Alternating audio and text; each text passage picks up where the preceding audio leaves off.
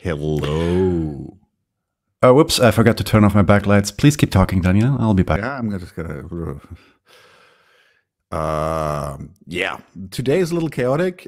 This is one of our monthly English episodes because we also have some viewers and Patreons from the US or other English-speaking countries or just English-speaking. So thanks for watching. This is 99 zu 1 with one very, very, very nice crossover. It's a crossover with the almighty Ben Burgis, the writer. He's a philosophy instructor, columnist for Jacobin Magazine, author of 2 books. Go read them. They're awesome. One of them is Give Them an Argument, Logic for the Left. And the other one, I really like that one, Canceling Comedians While the World Burns, a critique of the contemporary left.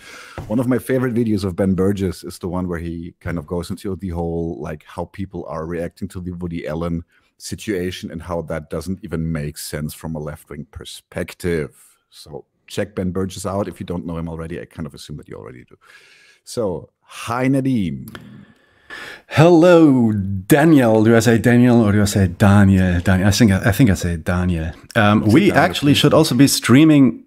Yeah. I say Daniel. I say maybe I call you Dan. Dan on the English ones. Dan. No. Anyway, I think we should also be streaming on Ben Burgis's podcast. I think we just tried to set that up. So that's. Let me just check real quick. Hi Miriam, she's already saying hello. Oh yeah, we are streaming, but we are not streaming in the stream that he set up. Okay, interesting. But I hope some people will be watching us. Let me. Is there anybody in the chat? No, I don't think you're in the chat, right? Because you're probably in another chat that is not connected to ours now. Let me just check real quick whether you're watching. Yes. 8 people are watching. I am happy about that. And I'm going to keep that window open so I can see your chat messages too, and we can also answer them in case there's something interesting there. Yeah, the reason why we hijacked Ben, of course we didn't hijack Ben's stream. He actually gave us all the power to hijack his stream. But the reason why we are here is because there was a slight misunderstanding on the time zones, because we are actually in Germany and he is somewhere in the US.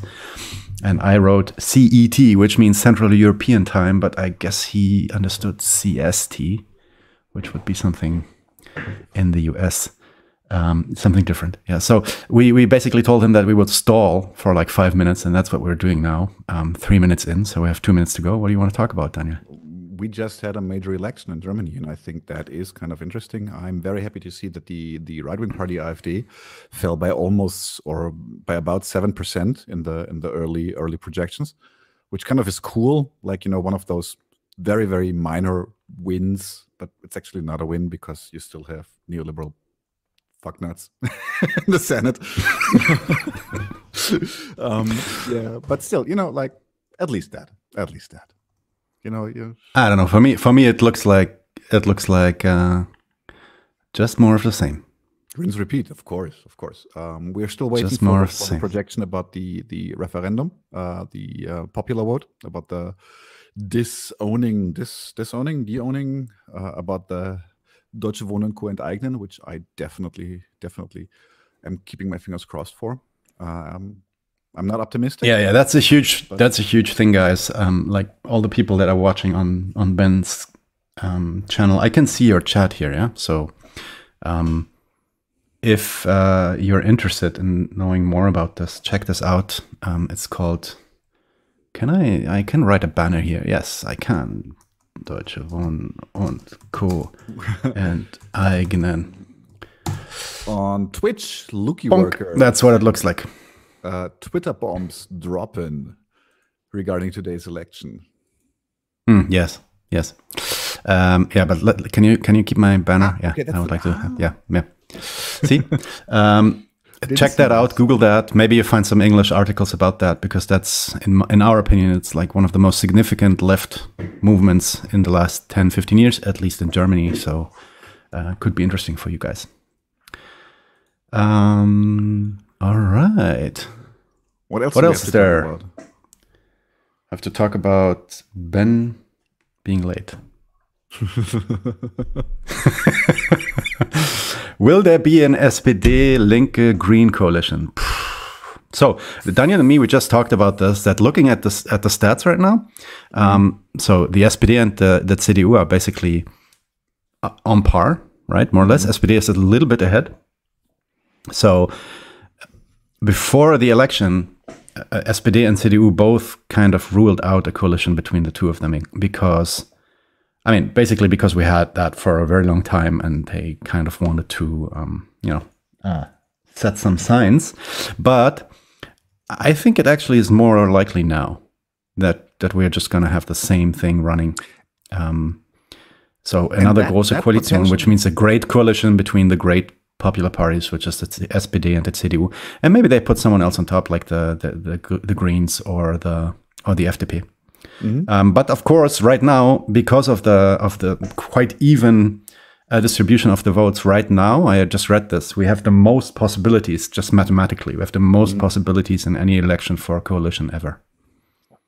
What I'm really, really loathing is if there's a great coalition, we still have the chance of getting Friedrich Merz, nicknamed Fritz the Cunt, rightfully so, as probably either labor minister or minister for economics, and that would be like he's like the bastard child of Maggie Thatcher and Ronald Reagan. And no, please, God, dear Lord, I'm not even religious, but that one makes me pray. Dear Lord. No. Okay, folks. The Burgess has entered the building, so I will let him into the room. Mr. Ben Burgess, welcome to your own stream. Thanks, guys. You know, I have these funny soundboards, so let's go like, yay! Yeah, so I just for you, Ben, I just checked your stream side, and we are streaming, but we're not streaming over the stream that you set up, but we're streaming over somewhere else. But it's on your channel. Okay. Should be fine. Yeah. So there was someone asking in the chat what this is about. So let's get to that.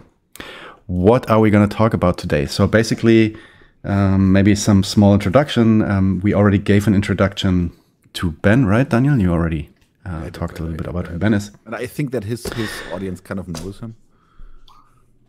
That's true, but maybe ours doesn't, but ours now knows him. And yeah, so look, guys, the point is that last year in the summer, as all of you are aware, Michael Brooks left us, and Michael Brooks was like also for me and for Daniel and also for me and my wife, actually, was like a very important person. We kind of listened to him a lot.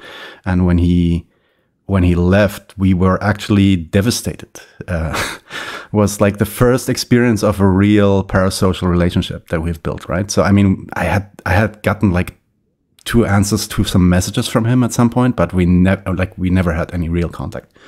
But yeah, just having that huge gap in there, we started thinking of how to fill that. And of course, there are many people in the US that do that, but we were also talking about doing something like this in Germany, and that's when we decided to, in the spirit of Michael and in the spirit of people that work with Michael, like Ben, to start 99, which is our own channel that started now in January.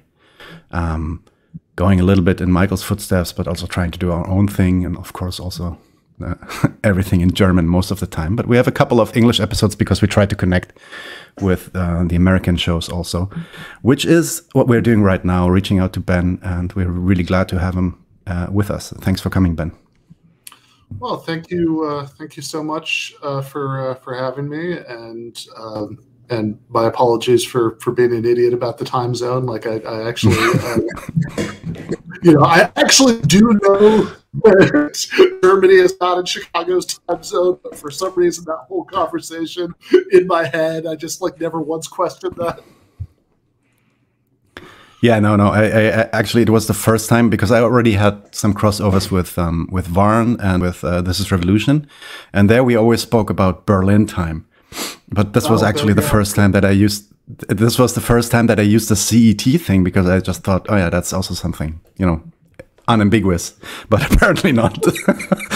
Berlin Pod would have been much less ambiguous because I'm so used to seeing C. Yeah. It's like, oh, right, Central. That's kind of weird. I guess it's 1 in the morning for them, whatever, you know, that's what they want to do. Yeah, exactly. Exactly. Yeah, so why don't we start? Someone was asking in your chat what the chat is going to be about. So basically, we wanted to talk to you a little bit about your books, the 2 books that you've written for Zero Books, give them an argument, and canceling comedians while the world burns. You're writing on a 3rd book right now, I think, on what's his name? You're writing on a 3rd book right now, right? Christopher Hitchens, there it is. Right. Yeah. Exactly. That's coming out sometime next year, right? I think it should actually be out in December. That was the original idea anyway, because that's going to be about the 10-year anniversary of his death. And I think we're on track for that. I mean, normally Zero Books is really touchy about they really want like the 10-month gap between when it's turned in and when it comes out. For the sake of, I think they say, for the sake of like distribution things with bookstores, although also like, maybe not in Germany, but like in the US, there are like 3 bookstores left. I'm not sure how many people are actually buying books from there. But in this case, I think we did manage to convince them to do the accelerated schedule. Right. No, I mean, we are getting Zero Books here in Germany, so we got them. Excellent.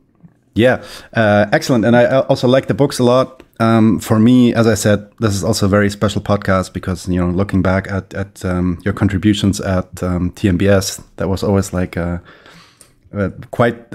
actually introduced me to this idea of reclaiming arguments and reclaiming logic as a tool for the left.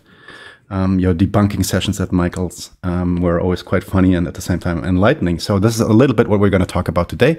And then on the second part, we basically come to canceling comedians and also how these are connected and maybe point towards, future work that you or anybody should be looking into. So let's start. Fire away. Did I now close the questions? I shouldn't close the questions. This is not good. All right. All right. So to the first book. Yeah, go ahead. You start. Okay. So Give Them an Argument was published in 2018. So in the lead up to the second Bernie campaign and canceling comedians, I think last year, mostly being written in 2019, 2020. So both your books can be understood as kind of like interventions in the leftist discourse. Canceling comedians even has that as a subtitle. So what is the common denominator in your motivation for writing these books? And in what way has your view on the US left evolved between those books? Ben, you're muted for some reason. I'll unmute you.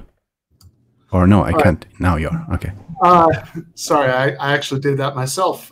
So the background noise here wouldn't make it in. But yeah, I mean, Give Them an Argument was written in 2018. That summer, revised a little bit in the fall, came out in 2019. It was written in 2018. And as you say, canceling comedians was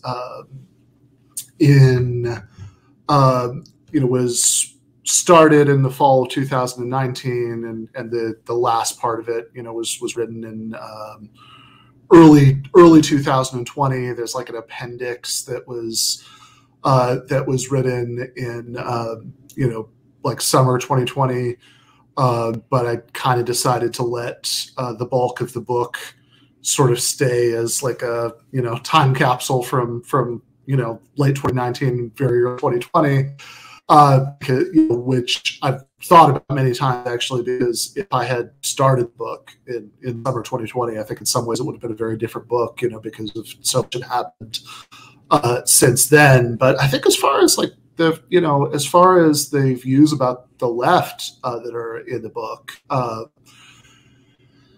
think most of what changed is a matter of emphasis. There's certainly some individual views that I hadn't had yet, but also, sometimes, people who don't like the second book will say like, oh, what happened, or there's some big shift. And I was like, I don't know. I mean, did you read the first one? Because in that first book, written in 2018, there is a lot of stuff in there about how one of the reasons why it is a valuable thing for people on the left to think harder about how arguments work and how to make good arguments and all of that stuff is that it is toxic and unhealthy when the only tools that we have available to us for pushing back against our political enemies are either mockery or moral condemnation. Now, I'm not against either of those things. I mean, I don't, I was on the Michael Brooks show for more than a year every week, so obviously I don't have a problem with mockery. And there, are certainly things in the world that deserve to be morally condemned. But the point that I made in the book is that if the only tools at our disposal, the only tools we sort of use on a day-to-day basis for fighting back against the right wing and centrists are mockery and moral condemnation, then I gave a few reasons why that's a bad situation, and why those shouldn't be the only tools available to us. But one of those it's right there in the first book, that inevitably, when political disagreements arise on the left, as they have, approximately once every 5 minutes since the French Revolution, then if those are the only tools that we have any practice in using, those are the tools that we're going to turn to each other, turn against each other in those intra-left debates, and the result is going to be incredibly toxic and incredibly alienating to most of the people that we want to win over. So, I mean, that's there, right? And give them an argument, or in Michael's book Against the Web, which I was helping him out with quite a bit and reading over drafts and stuff as it was going on, which was written. There was some very early material in late 2019, but largely 2020. That's hold on, no, my timeline is messed up. There was some very early material in 2018, largely written in 2009. There we go. Actually, when was it released? I got it here too. It was April 2020, right? Yeah. 2020. Yeah. But in that book, he basically, the sort of core argument in Canceling Comedians is in Against the Web, in the chapter where, when he's talking about Brett Weinstein and the ways that, progressives often try to push back against these people and end up giving them fuel, that there are many careers on the right that were largely built by attempts at lefty platforming, and this is something he talks about in there, and he talked about increasingly in the last part of his life, that which was in fact a lot of what inspired me to do Canceling Comedians, was knowing him and kind of absorbing a lot of the points that he made, because there's like a very mild version of the critique that sort of blink if you miss it, granted, and give an argument. But it's one that in a much stronger form, he made all the time, really, like, since I first got to know him in 2018, he made all the time, certainly in private, and then increasingly, on the show too, like he would always, there's a joke that he made many times, including I think once, on air, about how if the American left ever had to go up to the mountains like Castro's guerrillas, we'd really be in trouble. Yeah, exactly. Somebody would say that, that going up to the mountains was ableist, because there was no go around. So it was this is the kind of comment that like he made like incessantly. And so I think probably I think there's a lot of his influence, of course, in in Canceling Comedians, and there's also a lot of influence from from people whose work I've been reading and thinking about in the last couple of years. Not all of them, I'm sure, endorse everything that's in the book, but like some of the particular arguments, certainly Adolf Reed, who looms large in that book. Matt Brunig, some of the stuff that Brunig has done about, identitarian, politics. Although again, a lot of people on the left, and I shouldn't single out as if this is something only leftists do. A lot of people in 2020, 2021, really is the more accurate way to put this, will have strong emotional reactions to like the titles of things and a very cursory idea of what they're about. And certainly we're not immune from that on the left, but I also think, again, it's kind of funny that some people do perceive more discontinuity there, because literally the first time I was on I guess the second time, but the first time I was on the main show of TMBS, I'd been on like a Sunday thing for patrons once, but the first time I was on the main show, the first time I was in studio on TMBS, literally that first time we had a whole discussion about why the left needed to get away and point epistemology from like referring to people just because they're part of some oppressed group. And so it's, from my perspective, it certainly seems like, even if there might be individual issues on which, I've shifted, which, I hope that I would do, that'd be a really bad sign if I never did, if I just said, this is, here are my positions on everything, and I don't care what I'm not listening, to anything that anybody says that might be a smart critique of it. So I'm sure I have shifted on some individual issues, but I think in broad strokes, that kind of critique of the left, was there certainly by early 2019. I'm interested because ultimately we're also talking to a German audience now, so probably not specifically for Germany, but do you have an idea how this is a specific issue on the American left, or is this something like, in your estimation, because of course we have some opinions too, but in your estimation, is this something that you can find maybe across the world on the left? Yeah, I think so.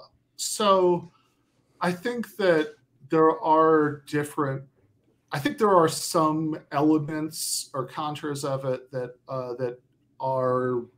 take particular forms in the American left that they don't take elsewhere, or that you get to a greater extent in the US than some other countries. But one of those arguments that looms so large in canceling comedians is the one that Mark Fisher made in 2013, when he wrote his essay Exiting the Vampire Castle, which, like I think Michael says in Against the Web, the depressing thing about that essay is that it always feels like it was written last week, And, of course, Fisher was writing about the British left. So there's some continuity. Yes. Definitely some similarity there. And also, I think realistically, look, the United States is so culturally hegemonic in so much of the world in so many ways that it would be amazing if, some of these things just have to do with big global shifts, neoliberalism and all that are going to infect everybody to one degree or another. So they're going to rise independently everywhere. But even to the extent that some of these are our smelly little homegrown pathologies, given that level of cultural hegemony, it would be amazing if they weren't exported to the rest of the world sooner or later. Yeah. No, just to make a point there, we did our own segment on Mark Fisher's article, The Vampire Castle, Exiting the Vampire Castle. So, so we also have some reasons to talk about that. Yes. But we'll get to that in a minute. I think before we go into talking a little bit about the first book, since you started writing Canceling Comedians, I think you just said that you started before 2020. So we lived through a high peak that, by the way, infected also a lot of the left here in Germany of the Bernie campaign, of course, the peak and then the fall of the Bernie campaign, and then that followed by the election of Biden the end of last year. And since then, only my personal observation of the American left, at least like the left media landscape in the US, is one of a lot of disarray, a lot of infighting even, I would say, and struggling to find like a common vision or grounding that before was there simply because, it was all kind of grounded in Bernie. Would you agree with this notion, or how else would you judge the current situation of the US left? Yeah, I think that's exactly right. Honestly, there was a point in very late 2019, very early 2020, where I have moments of thinking, look, it could very well be that by the time, this book comes out, Bernie Sanders will have won the Democratic nomination and may well become president, and that would just utterly transform the terrain on which all of this happens. And not that I, was under any illusions that the stuff I was writing about would go away if that happened, but I think it would have seemed much less relevant because right. If things were on an upswing, then and the ways that the left sabotages itself that I talk about in the book basically weren't as effective at self-sabotage, because so many good things were going on, then the book might seem just weirdly irrelevant. And, I didn't need to worry about that, to put it mildly. That's like in everything that I talked about in the book has become like 100 times worse since I finished writing it. Because, since I finished writing it, I kind of finished it, in the last, during the last gasps of the Bernie campaign, I think, if I'm remembering the timeline right here, and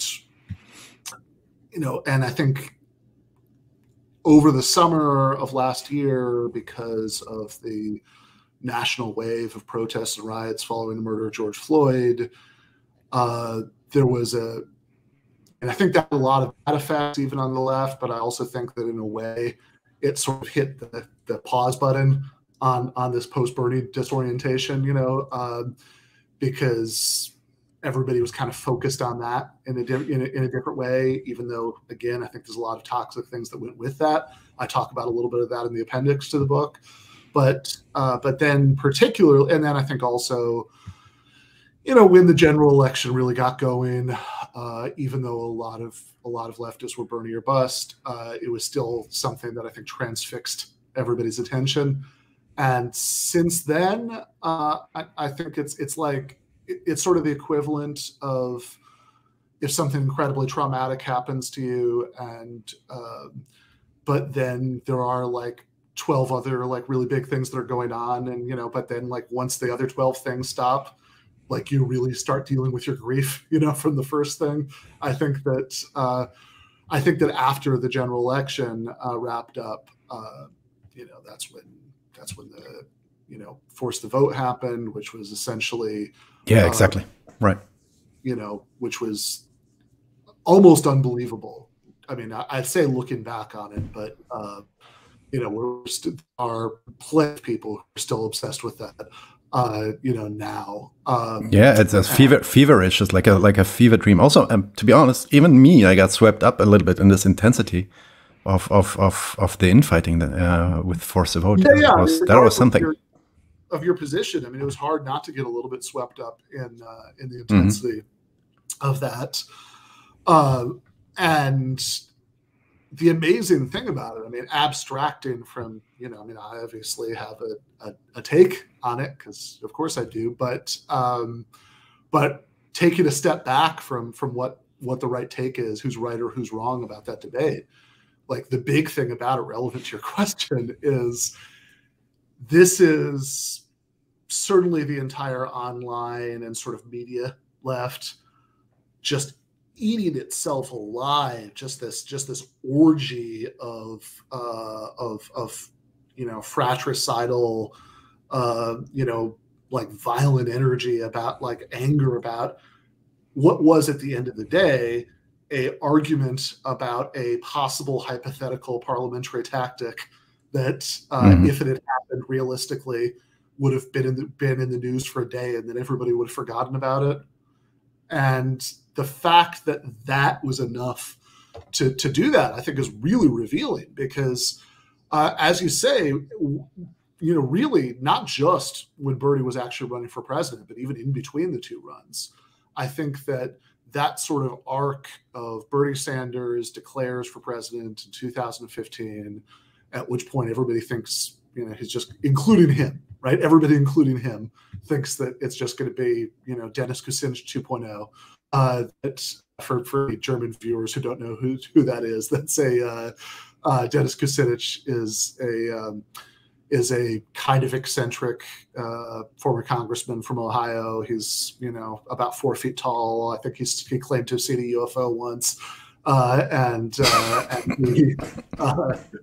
And back in like 2004, he was, and I think very early in 2008, he was the left-wing candidate, the candidate who would say sort of Bernie-ish policy things.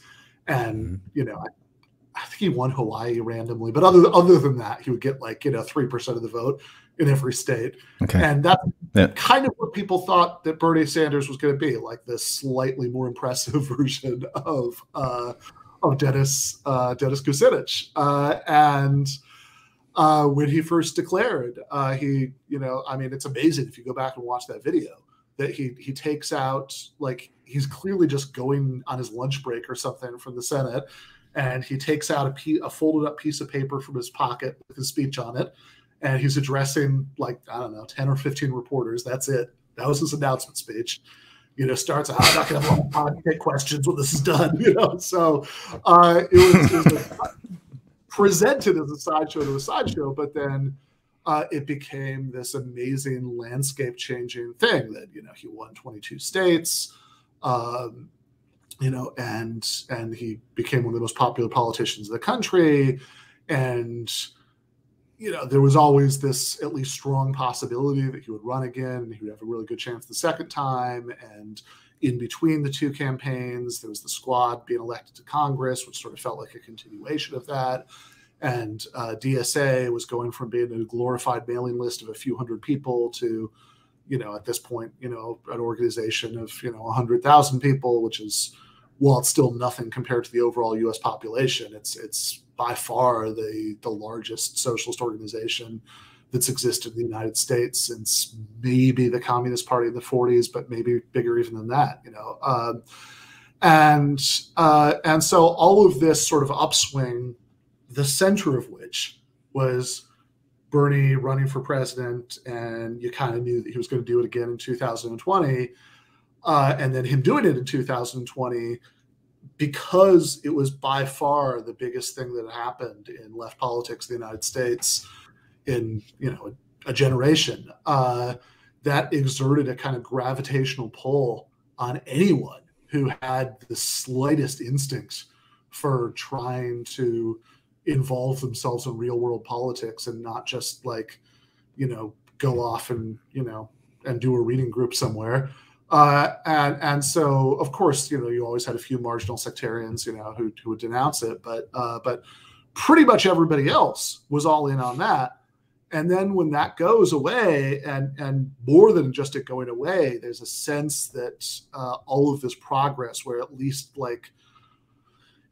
robustly social democratic ideas were mainstream in a way that they hadn't been before, and it felt like there was this faction of U.S. politics that was centered around that was a real thing, and all of that started to feel like it was going away maybe, and people started to panic, and there was nothing that sort of pulled everybody's energies into. So yeah, you ended up getting these bizarre things that there was 2 months of extremely intense debate about whether some Congress people who didn't end up doing it should do this one particular parliamentary maneuver, and lots of people are still extremely bitter about that.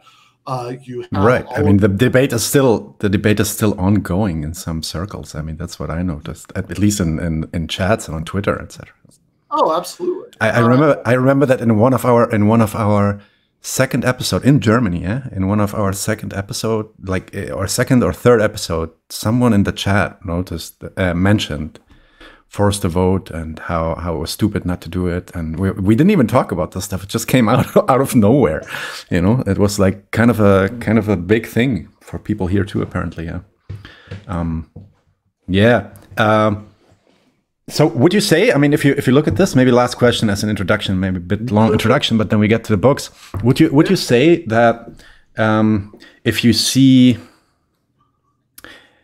it's kind of like this Empire Strikes Back moment, right? Where you had like this the New Hope, and then suddenly the establishment is back, and it's, you know, I mean, maybe with a coating of, you know, more wokeness and maybe some, you know, some I don't know, deep pretend social programs or social programs that are, you know, maybe even to some extent helping people, at least in the short term. But it really feels like, okay, the good old Democrats are back and they're on the steering wheel. So do you think that looking at the time today, are your books still relevant? Are they as relevant? Are they maybe even more relevant right now? Or are there other problems that we should focus on? Yeah, I would say that if you were going to think that they've been less relevant, the reason would be that they're both written very explicitly for a very specific, well-defined audience. And that audience would be people who were, you know, young socialists who were part of the kind of post-Bernie revival of the American socialist left. Bernie Bros. Yeah, exactly. and Bernie Bros. Yeah, exactly. And so if you were going to raise the question about whether they were less relevant, it wouldn't be because of the content of the books. It would be because you worry that audience, you know, wasn't going to be as stable or well-defined or permanent, you know, a force in American politics, that it would be, that it would start to disintegrate or at the very least morph in ways that it would be like less recognized, like here's who I'm talking to. That would be the pessimistic interpretation, and I'm certainly not going to lie and say that there's absolutely no evidence for that pessimistic interpretation. I mean, clearly is, right? See the last few minutes of conversation, but I also don't think that pessimistic interpretation is clearly right. I think that there's at least some reason not to be quite that, quite that cynical about the future. I mean, it still remains the case that, you know, there's still 100,000 people in DSA. There are still, you know, several people in Congress, you know, who call themselves socialists. There's still, you know, just to gently caress the hand that feeds me, you know, Jacobin is still, you know, a much, has a vastly bigger reach, you know, than any kind of socialist, you know, media had, you know, for you know, as long as anybody could remember, you know, before that, you know, gets like 1 million hits a month. So there are, and it is still the case that I think the sort of broad popularity of a lot of those social democratic, you know, policies, what in the tradition of like the original SPD, you know, would be the minimum program. You know, the broad popularity of that, and even some polling evidence that lots of young people are, you know, vaguely curious about the maximum program. Like all of that is still the case, right? So I think that even if things aren't simple, there isn't this like sort of unifying pull of attraction quite the same way that there was before. When there is, you know, it's possible that we're in kind of a holding action right now, maybe for like the next 10 years until there's like another opportunity on that scale. And maybe when it comes, it'll look different. But there is, I think, some reason to think that audience is still relatively intact. And given that assumption, I think that both books are quite relevant. I mean, the first book is, you know, how to is teaching people about argumentation and how to study arguments and see if they're good or bad, and any possible left political projects, you know, would benefit from that. I mean, I don't see any way around that. And the second book is an attempt to, you know, is a critique of the ways that the left undermines itself, and I certainly don't see any of that, unfortunately, going away. You know, so I think that remains very relevant. I mean, again, as we've been talking about, some of that has actually gotten much worse, you know, for a variety of reasons in the last year. And obviously, the ideal thing would be that if people who thought the things and were doing the things that are being criticized in the book, that if some of them read it and thought, you know, good point, right? I'll stop now.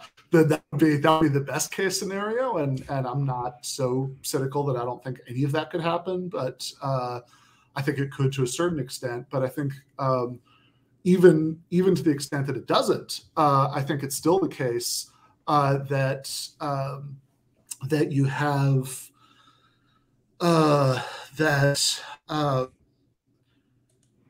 it can still be very useful, because, you know, there are people who told me that they pretty much dropped out of DSA, for example, because they were so disenchanted with all the kinds of things that I'm talking about in the book. But then, like, they read the book or heard me talk about the book, and then they rejoined, you know, that, like, or they I think there are lots of different reactions that, like, the kinds of things I'm talking about in the book, for the most part, are things that lots of people notice in lots of ways and have very bad personal reactions to. And those very bad personal reactions can take them to a variety of places. Probably the most common is just burning out and becoming alienated from the left entirely, you know, because they think, well, this is the deal, right? Either you, you know, either you go with, you know, eternal, you know, struggle sessions about, you know, about all of the ways that, you know, which you're subtly bigoted, and, you know, and you spend all of your, you like the idea of spending all of your time, you know, surveilling each other and denouncing each other, or, you know, the left is not for you, and so, you know, you could just burn out, you know, fade away. The even worse possibility is that you can drift to the right, or, you know, you can become some sort of, you know, toxic post-left weirdo who spends all of your time, you know, whose politics become entirely about denouncing the people who are being criticized in the book in a way that's totally divorced from any kind of positive vision of radical change. And those all seem like really unhealthy outcomes to me. So if at the very least can usefully send the signal that, no, you know, it's like the meme, you know, the little girl, why not both? You know, that you can be, that you can stay on the left, you know, you can, you know, these political goals don't become any less important because, you know, some of the people who are fighting for them are profoundly strange and unhelpful in how they approach, you know, and how they approach politics. And once you see that, yeah, look, you don't have to like the you know, denunciations and the you know, the no clapping rules, you know, and you know, all of that stuff. You don't have to like any of that, right? You know, you can roll your eyes at that, but also say it's really important that we end the wars and give everybody health care, and, you know, give working people, you know, more rights and dignity, and, you know, and all of that stuff. And you know, to the extent that I can convince people that, then I think it's still a worthwhile, you know, book to write. I would kind of like start going to the through the two books now, and I would start out with the first one, Logic for the Left, and you present some basics for logic and critical reasoning in the book, certain definitions and fallacies. And now I really want to kind of like, how can I say, not roast, but Sure. Test you a little bit on this. Can you, in a few minutes, you know, like give us the most important logical concepts, definitions to our audience to help them improve their ability to reason? Sure. So I guess one very general thing that I'd say is that even more than the specific concepts, in other words, this specific logical terminology or discussion of fallacies, or all of that, like on that nitty gritty level, the sort of big picture thing that I want to do with the book is about how people approach those concepts, how they use them. Because all too often I'll see either, some people, extremely annoying people who kind of love like showing off, their knowledge of this stuff and kind of using this as like a tool to show how they are and to kind of cow people into silence, or people who are overreact to the first group and kind of roll their eyes when they hear any of this stuff mentioned. And I think both of them are equally unhelpful because, like the second one is something I see a lot when people, like some online leftists, will use logic as a verb, like, oh, he tried to logic me into, agreeing with this or something. And I have no idea what that means. But it seems to be a way of saying, look, this is just this kind of like silly preoccupation. This, like a lot of times it seems to me that some people on the online and media left have internalized this conception of what's going on with logic, or like logical fallacies, or like yellow cards you give somebody during a debate. These are like the Marquise of Queensberry's rules for gentlemanly debate or something, and that's not at all the point, right? In fact, for these to be relevant, you don't even have to be in the context of a debate. It could just be you personally trying to figure out what you think is true and reasoning to try to figure out what you think is true, and what fallacies are mistakes in reasoning. So in other words, they're things where something might seem like a good reason to believe it, but actually that's an illusion. It's not really. Mm-hmm. And I think that the differences between these come out really clearly when you think about a couple of the fallacies that you're most likely to hear about, arguing about politics on the internet, like ad hominem or appeal to authority. Those are two that if you've heard of any of these, you've heard of those. And these are the ones that I think people are most likely to have the reaction to, that like, oh, these are just kind of like this like pansy ass, like, rules that you're supposed to follow to play fair or something, but who cares about that? It's like, no, these are mistakes in reasoning. These are cases where something might seem like a reason to think that something is true, but they're not actually a reason to think that something is true. And those are also tied into the fact that most people who use them in either of the groups that I just mentioned don't quite know what they mean. So ad hominem in particular is the sort of dumb online argument version of ad hominem, is saying something mean. That's not ad hominem, right? Mm-hmm. Being rude might be a bad thing for various reasons. It, hurts people's feelings, whatever, but it is, being rude is not a logical fallacy, right? You can, being mean to someone, right, is not a mistake in reasoning. And one of the big tip-offs that people don't quite understand what's going on here is that they'll say that something is a fallacy even when you haven't made an argument, right? Just like, oh, you're an asshole. Oh, that's the ad hominem fallacy. No, I didn't even argue. I just said you were an asshole. That's you have to actually be making an argument. A fallacy is a particular type of bad argument. You can't be making a bad argument if you're not making an argument, right? If you're just assuming something, that can't be a fallacy. So what actual ad hominem is when you're taking an irrelevant negative premise about the person who's saying something, and you're inappropriately treating it as a reason to think that what they're saying is wrong. But the key word is irrelevant. If somebody if somebody says that they saw something and they've been caught lying about this 20 times in the past, that's not irrelevant. That's extremely relevant to whether you should believe what they're saying is true, because it undermines the evidence.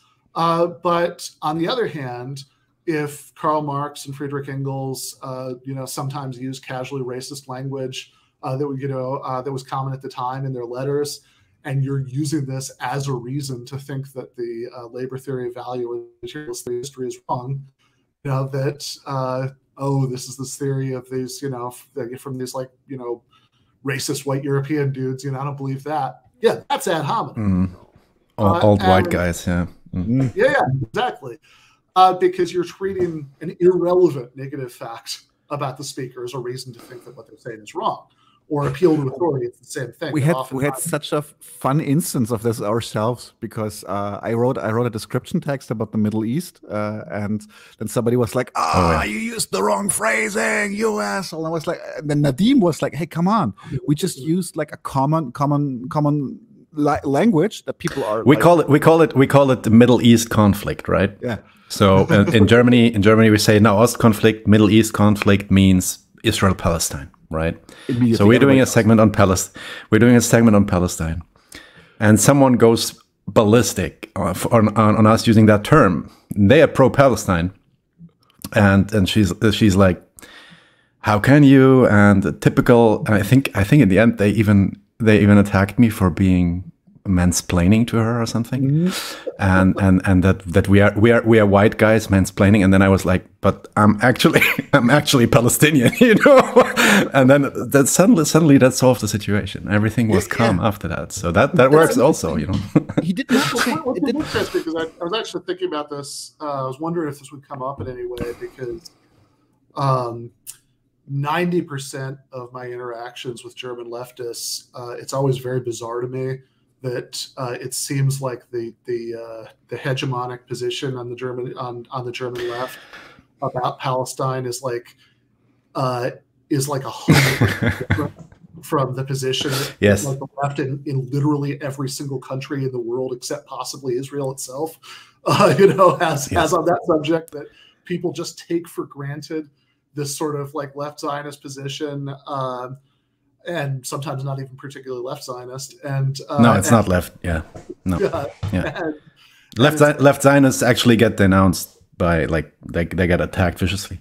But we've made a lot of episodes on this kind of stuff, so we are pretty deep into this topic. So if you want to talk about that, then let's do that maybe in another episode. I think we can fill a couple of hours with that. Yeah. Oh, yeah. It's a very exciting topic, and I think the world outside should understand much better what's going on here, because it's really a loony bin. 100%. Yeah. Well, that's what I was thinking, that that maybe you could post game or something. You guys could illuminate about Yeah. Let's how that came about. Sure. Sure. Let's do that. What I would also like to pick up is, because you're kind of giving.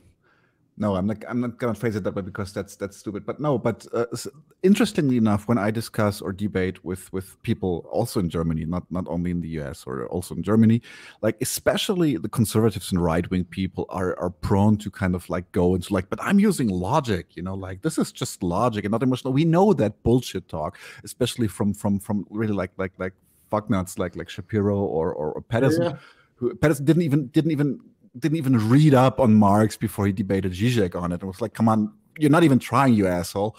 And still they were like, oh, it's logical, it's not emotional. And you say in your book, as one of the main arguments, we should not allow that to happen, that the right kind of occupies those terms for themselves. So how is it possible that the right wing came to be so dominant in officially they're dominant, unofficially they're just talking bullshit like everybody else, but I feel they're claiming them to be there. And do you think we can even convince like bad faith actors like Shapiro and Patterson with logic and reasoning? Sure. So I think there are actually two questions there, and maybe we'll start with the second one, because that's although I think they are related. So but the very last question, the answer is no. Right, like you can't, you're not going to convince Ben Shapiro or Jordan Peterson. I talk about this actually quite a bit in the book, like why that I don't really think that's a relevant question, right? In other words, no, of course you're not going to convince Shapiro or Peterson. But I think that's a completely different question from should you debate Shapiro or Peterson if the opportunity comes up to do so. I mean, in a few days, I'm going to go debate Charlie Kirk in Arizona, and that's not because because I believe that like one of the possible outcomes is that at the end of the hour and a half that I spend with him, he's going to say, Oosh. Oh my God, I feel so ridiculous for having devoted my life to conservatism. I now see that I should be a democratic socialist. You know, that won't happen, and I don't think that'll happen. That's not why I'm doing it. I think that the point of a debate is almost never, in most contexts, to convince the person you're actually literally speaking to, the person on the other podium, or the person, you know, in the other side of the YouTube split screen if you're just doing it online. Because like even in like Facebook debates with your uncle or whatever, there aren't usually in the heat of the moment, even like ordinary people who don't get paid to talk about politics are too emotionally entangled in their argument, too much ego at stake to like actually admit that they're wrong, like in the moment. And when people do decide they're wrong about stuff like that, it's usually, I mean, look, I mean, certainly, even speaking personally, I mean, I'm not like criticizing people for this. I think this is just human nature. Most times in my life that I've heard good arguments for positions that I didn't want to take, my initial reaction was just irritation. I think that's pretty normal. But the way it works, and I'm here even talking about like ordinary people or even people like the audience who start out strongly identifying with one position. The way I think it more typically works isn't that you have some road to Damascus moment at the end of the debate or in the middle of the debate. It's that, you know, you kind of dismiss it in the moment, but then, you know, weeks later, months later, you know, when there's a lot less, you know, your ego isn't bound up in the same way, you find yourself thinking, you know, plants a seed, you find yourself thinking back to it. It's like, oh, that was a really good point, wasn't it? And that's how people start to change. And of course, people do that all the time. I mean, the sort of, you know, usual dumb joke I make about this, but I think it has some truth to it, is that it always amazes me when people on the left will tell me, oh, but like, what's the point? Nobody ever changes their mind. And like, sometimes when I actually know the person who's saying it, like, really, you're going to say this? Because I know for a fact that you grew up in a right-wing evangelical Christian household, and you became an atheist when you were 17 because you were watching Richard Dawkins videos, and then you were just a normal liberal until Bernie Sanders started running the first time in 2016, and you know, then you joined BSA, and now you're like halfway to Maoism, and you're telling me that nobody changes their mind. So everybody changes their mind, right? Or at least most people do at some point or another in their lives. You have to be at, you know, that doesn't mean that any particular person is going to be receptive to any particular argument at any particular time. It kind of has to hit you at that moment in the right way, and then it's a process. And certainly by the time you get to the point where you're actually like professionally and, you know, doing what we all do, that, you know, that your politics are bound up with your personal and professional life, it's going to be extremely psychologically difficult. I'm not accusing anybody of being like a grifter here. I just mean like, you know, just again, human nature. It's going to be extremely psychologically difficult for you to admit to yourself that like the fundamental premise that your life has been built around is wrong. That happens. You know, there are people who undergo big dramatic political conversions even at that level, but it's going to be an extremely slow process. The point of arguing with your Shapiros, your Petersons, or your Charlie Kirks is to talk to people in the audience, like whatever segment of the audience, whatever percentage that is persuadable. Those are the people that you're talking to. I love that attitude. Yes. Yes. You know, people who are curious, but, you know, not really, you know, fully married to it, or who are maybe already starting to question some stuff, and, you know, maybe you can help them along in the process. So that's one thing. But then your question, then I think the other two parts of the question you asked about, how is it the right so successfully kind of rhetorically captured this territory of like, we're the ones who care about logic and, you know, facts and evidence. And the other one is about the relationship between logic and emotion. I think the answers are very closely related, because I think one of the reasons that the right was able to do that is that there is a widespread cultural perception, which they didn't create, right? I mean, it was around before, but they were certainly able to exploit. I mean, this is, you know, if you watch the the original Star Trek, the Leonard Nimoy as Spock is always saying, it's like, oh, I don't, I don't care about emotions. Vulcans only care about logic. So like already right there, right, there's the assumption that emotions and logic are counterposed to each other. And Spock is pretty cool. Yeah, right. There you go. Right. So you want to be like Spock. Yeah, exactly. So and if you have, and there are, and one of the primary arguments of the book is that they're not counterposed to each other. That's just a confused idea. But if you think they are counterposed to each other, then insofar as a lot of left-wing arguments, especially given the decline of the workers' movement, which appealed in a more straightforward way to self-interest, a lot of left-wing arguments, even more so, not that they weren't even in the 30s, but even more so, are appeals to compassion. And so if you want to resist those appeals, say, no, I don't care about that, right? I don't tell me that I'm supposed to care about, Palestine or, Haitian immigrants in Texas, then this idea that it would be virtuous in some way to be unemotional is going to really appeal to right wingers. That's going to be very easy. That's going to be very easy rhetoric for them to latch onto, even though the second you start looking at their arguments, they're terrible. Like almost uniformly. Like it's just held together with like little pieces of chewing gum and duct tape, like the Nazis were left wing because they have socialists in their name. You're like, it can't even fucking start, Yeah, exactly. It's like the same reason the Democratic People's Republic of Korea is a democracy.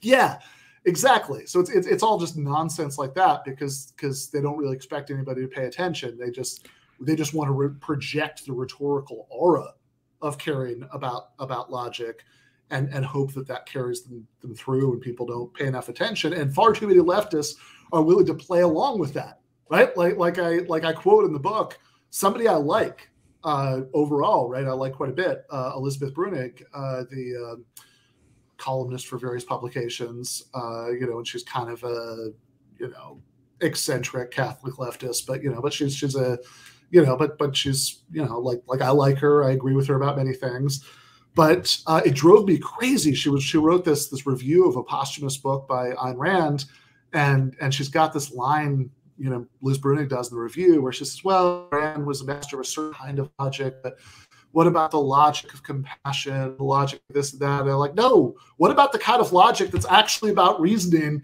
Like, don't feed that to Ayn Rand, right? Like Ayn Rand makes zero good arguments that actually make sense when you start to think about them. I just have to say it. Free markets, yeah. I have to say it now because that's something that really, really, really always catches me like as funny. Ayn Rand plays no role whatsoever in the European philosophical discourse. It's like they don't even look with their asses at her. It's really interesting. So she's below the threshold of being taken seriously. And in the US, some of the right wingers are like, oh, she's a great philosopher. It's like the same with Jordan Peterson, like a public intellectual. I'm like, are you kidding me? Like, where's the intellectual? He's public, yeah, I give you that, but where's the intellectual? Yeah, I mean, as you mentioned earlier, he literally admitted in the debate with Slavoj that he'd only just now reread the Communist Manifesto, which you can literally read in an afternoon for the first time in 40 years. And at the time he made that comment, he had spent years as one of the world's most prominent critics of whatever he thinks Marxism is. Like, well, I mean, if he hadn't read the Communist Manifesto any time in the last 40 years, I'm guessing he wasn't like pouring through Capital Volume 3. That as a standard of intellectualism, that's pretty bad. But the basic argument I make in the book about logic and emotion, this is why the picture on the front cover my friend Ryan Lake drew is David Hume hushing Ben Shapiro as Ben Shapiro starts to say that facts don't care about your feelings. And the point is just that it's when you say things like that, facts don't care about your feelings. I don't care about the emotions like this fuzzy-headed leftist. I only care about facts and logic. Well, you can't, any kind of moral or political conclusion, any of the moral or political conclusions that someone like Ben Shapiro would endorse. You know, abortion is wrong. You know, the United States should have stayed in Afghanistan for another 100 years. Whatever. Like any of his moral political conclusions, you can't derive, like just logically, you actually cannot derive any moral and political conclusion from purely factual premises. You know, that if facts are the only things going in, then facts are the only things that can come out. You can't get a should out of that. You can only get a should if you have shoulds going in. Facts can be very relevant to coming up with shoulds, because once you've got some values in the background, and then there are a bunch of facts that be relevant to what we should do given the original values, like, okay, we really want to help unemployed people. Is a jobs guarantee or universal basic income going to be a better way to do that? And then maybe you can look at some evidence about how the two have played out in practice. But you need to have the we care about helping unemployed people in the background, or else that factual information is going to be irrelevant. You know, if you start out with anything that is alive and biologically human has a right to life, then okay, the fetus is alive from the moment of conception. Then you can get to your should, you know, abortion is wrong conclusion, but that doesn't come out of the fact, right? It comes out of some facts combined with some values. So you have to start out emotionally caring about some moral or political goals, or the facts are just irrelevant. So I kind of like you maybe could even put it like this. So because also the left does this separation of emotion and logic a lot. So if they insist so much on the moral high ground, so they kind of leave the space for the right wing to then attach and co-opt the logical high ground. Both of it is bullshit. But that's also how the performances work right now. Like we are so much superior to you in terms of morals, and the right wing says, yeah, screw your morals. We are so logical. I would also like kind of ask, how are we going to go along, or how are we going to confront these people? Because we kind of agreed, and I do so fully, that there is no way of convincing a Pedersen or a Shapiro or Dave Rubin, especially not that guy, about anything. But maybe Dave Rubin, like, probably if you got him alone in a room, like in an hour, you could convince him of anything. But yeah, if you write the proper check for it, I know. But yeah, yeah, I think I agree. I mean, I just remember this Joe Rogan episode. Yeah, I think you can twist him pretty quickly. Yeah. I mean, I think that there's not much going on in there. So like it might be that. Did you just call me stupid? If you speak very firmly, well, then maybe you back off of anything. But yeah, those other guys certainly you can. But I really like the idea of that we are having these debates for the people who are listening to the debate. I really appreciate that idea, and like even if you can only convince a fraction of the people listening to the debate, it's worth having a proper debate about this. If the other guys are not listening at all to logic, etc., and they're just really not caring, so they're just going for strawmans, they're brushing off your logic, etc. If we cannot approach them with logic, how can we confront them? Yeah. So again, I make a distinction here, the one that you just alluded to, about who we're confronting and in what way, and I think that. No, you can't convince, Jordan Peterson.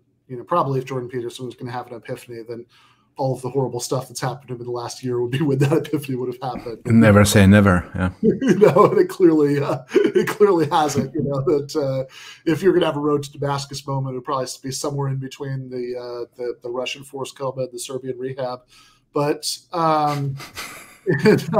in any case, like, I'm extremely not optimistic about convincing Peterson, but that doesn't mean that I'm extremely non-optimistic about convincing everybody who listens to Peterson. Not that I think you can get them all, but I think there's a chunk of them that you can get, and it's important because that's a lot of people. like sometimes there's this weird thing that'll happen in online left discourse where people say, "Oh, why are you still talking about, Jordan Peterson? He's yesterday's news." And what they mean, it's been a while since any of the shows that they watch have mentioned him. But then you look at the Amazon charts of the 20 most purchased and read books of the last week, and every week, he's always there. Like all of these guys have audiences that, like, anybody who we see as a big deal, on the left, like all these guys have audiences that are like 200 times that size, which, by the way, is maybe something to think about as a compassionate note, going back to the, force the vote stuff and all that, that, like, you think about the left-wing media figure, whatever left-wing media figure you hate the most. And I'm not saying you don't have good reasons to hate him, but whatever left-wing figure you hate the most, just remember that anytime they wanted to announce a Dave Rubin style conversion, that would like quintuple their paycheck overnight and, quintuple their audience overnight. And they haven't done it. So, that's at least a few character points, right there, like I don't, I don't like Jimmy Dore very much, but I'll at least give him credit, for not having done that, But no, good point. I never thought of that. Yeah, good point. Because I also don't like Jimmy Dore, but yeah, technically, you're right. Yeah. No, I mean, I don't. It doesn't mean you have to start liking him, but like, but that is a right. Even he, I think, has that in his favor. But yeah. I mean, the version of Jimmy Dore who announced, that he'd left the left would be, however nice his house is right now, he could like install one of those Scrooge McDuck pools of gold coins in it. But in any case, I think that that when you think about how you're going to reach whoever you can reach in the audience, you say, is it logic, is it emotional? I'd say it's both, because Liz Brunig, who I was criticizing earlier, one thing that she did say that I thought was really insightful is she said that a lot of times, like half the point of a debate is to get the other person to tell you, to like admit to what they really think. An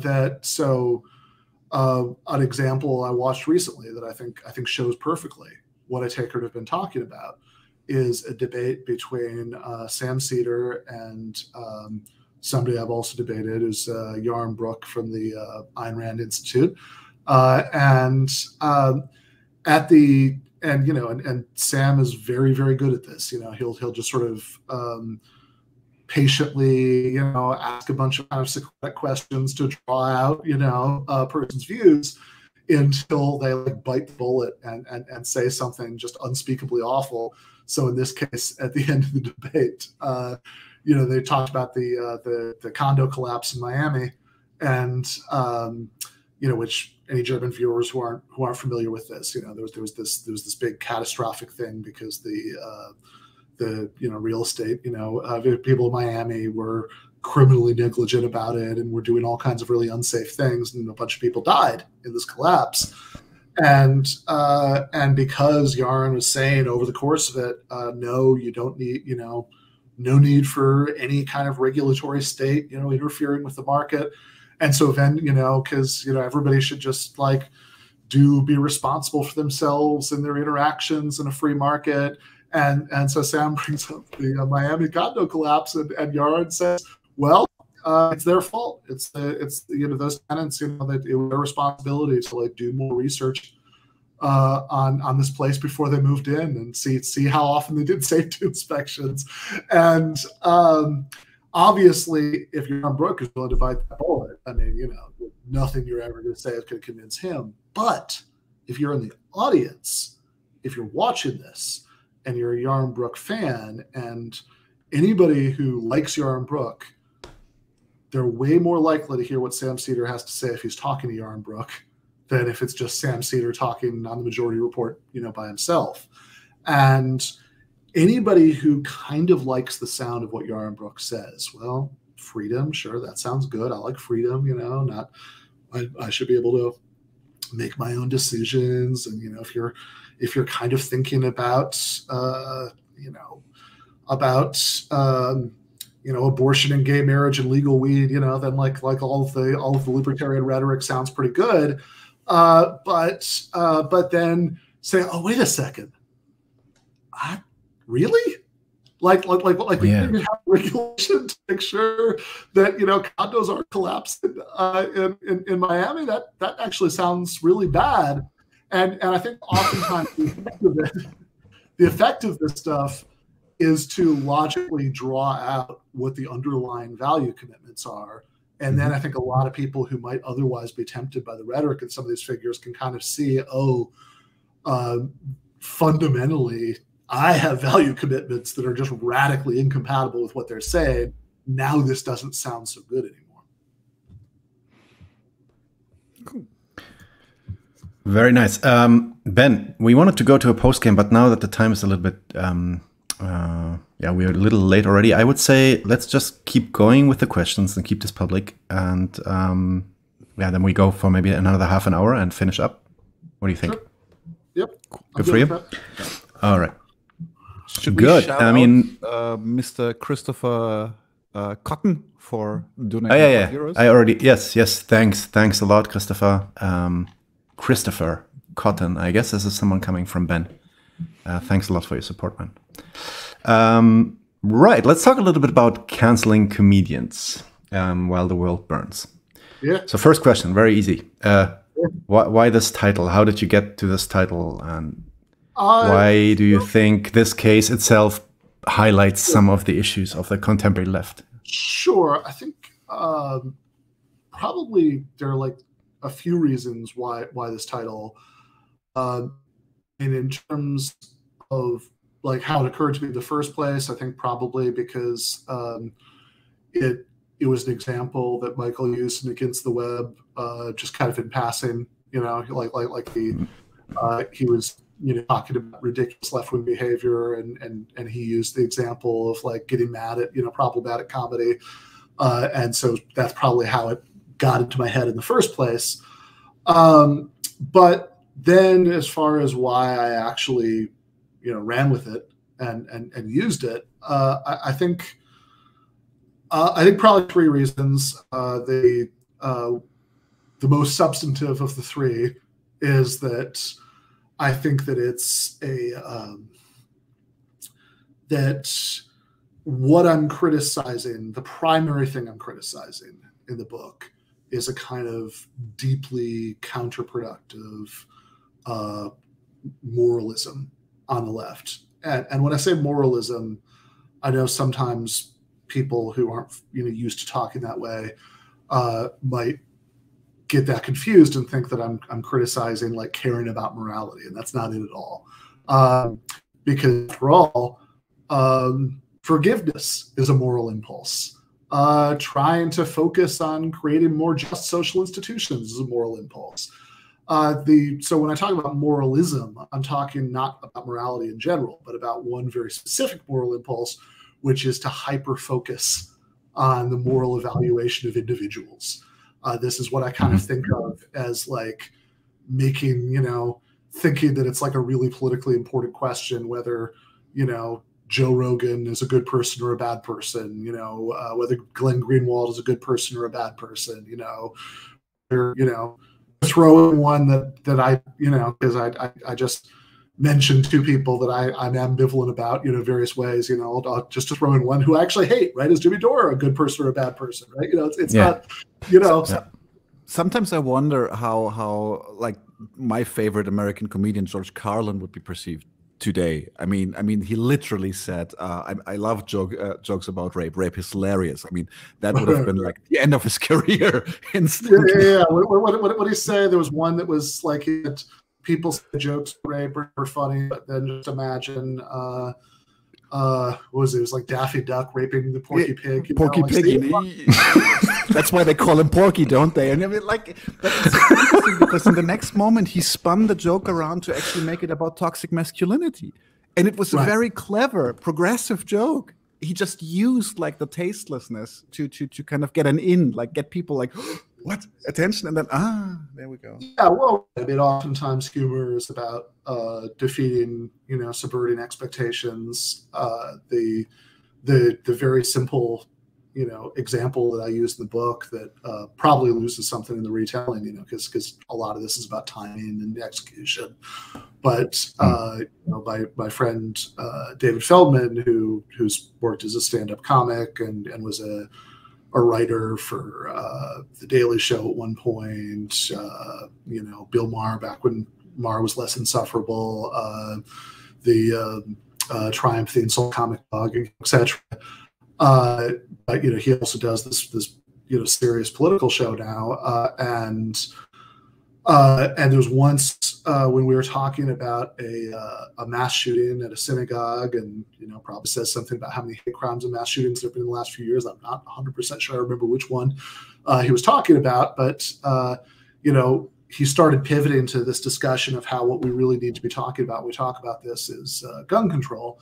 And in setting up that point, look, I understand anti-Semitism will always exist.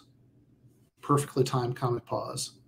As long as I do this show, right? And look,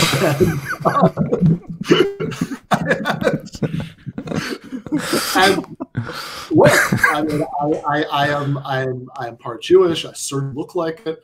I have, not a lot. I don't want to exaggerate, but I've had a few anti-Semitic comments, lob my way over the years. People are mad at me.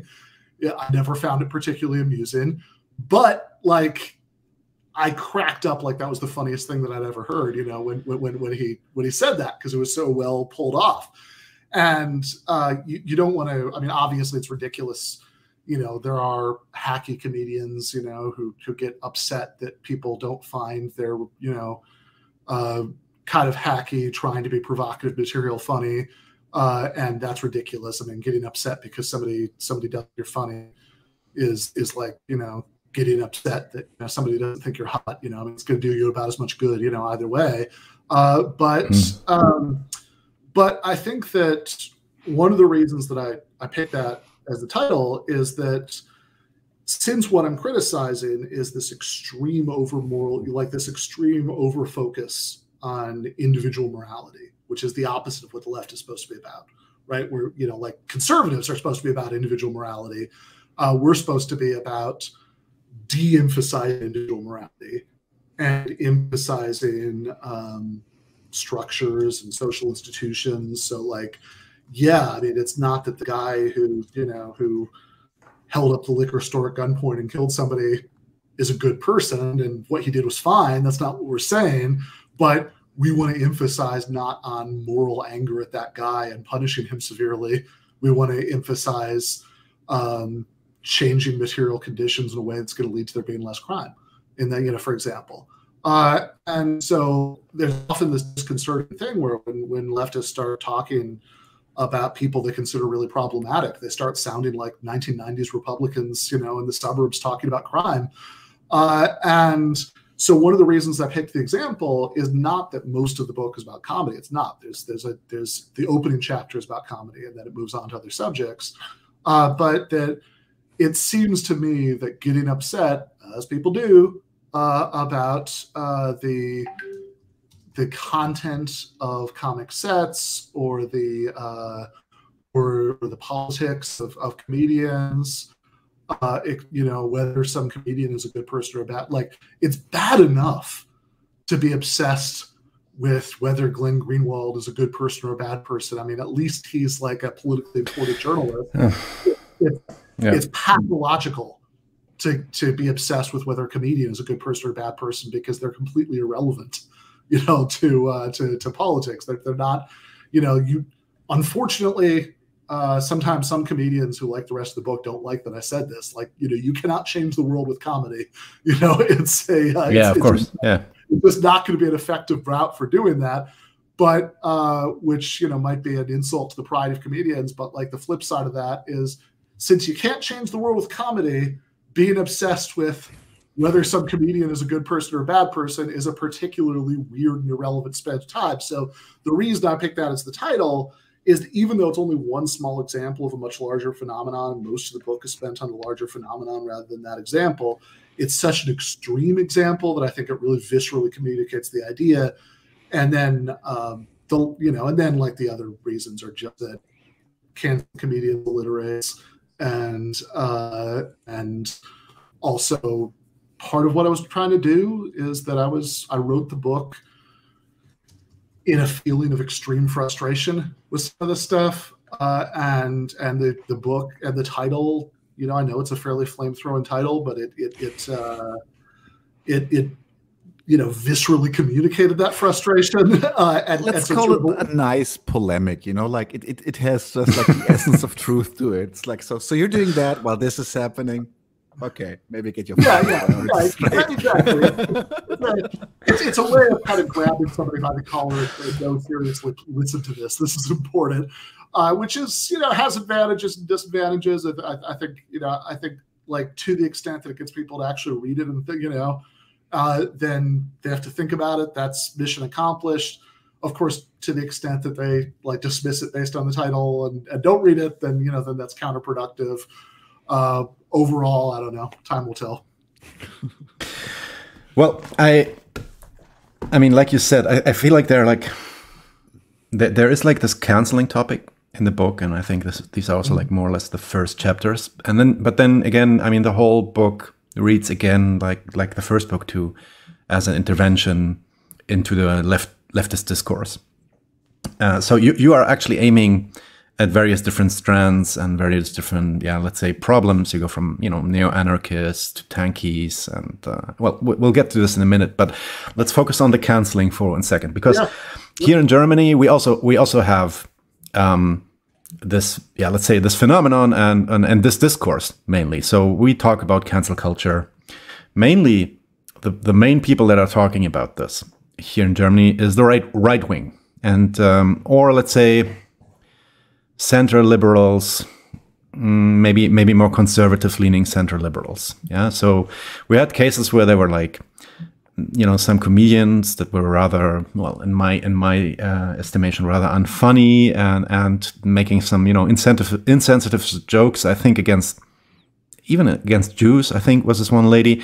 And then there was another guy, Dieter Nuhr, who basically makes his living as being like, Islamophobic, if that is a word, comedy. So, and of course, these people get a lot from the left. They get a lot of, a lot of, how do you say that? Like counter, but also from liberal society, there is some pressure. Change, or go to media and apologize or explain yourselves. But and then when you hear the word cancel culture, it's mostly these right-wing leaning, more conservative leaning people that decry cancel culture because they are being challenged. And interestingly, very few of them ever really got canceled. In fact, if you ask me now, is there anybody that got canceled to the extent that he or she doesn't perform anymore? I couldn't think of a name, right? Mm-hmm. So now I'm asking. I mean, of course, you're focusing on the U.S. context, but maybe it's similar there too. Is what you are talking about here, is that really a left problem? Are you aiming at that, or is this a broader problem actually that we're seeing? Sure. So I guess I want to try to disentangle a couple strands of that. I mean, the first thing I'd say is I think the situation in the United States is broadly similar.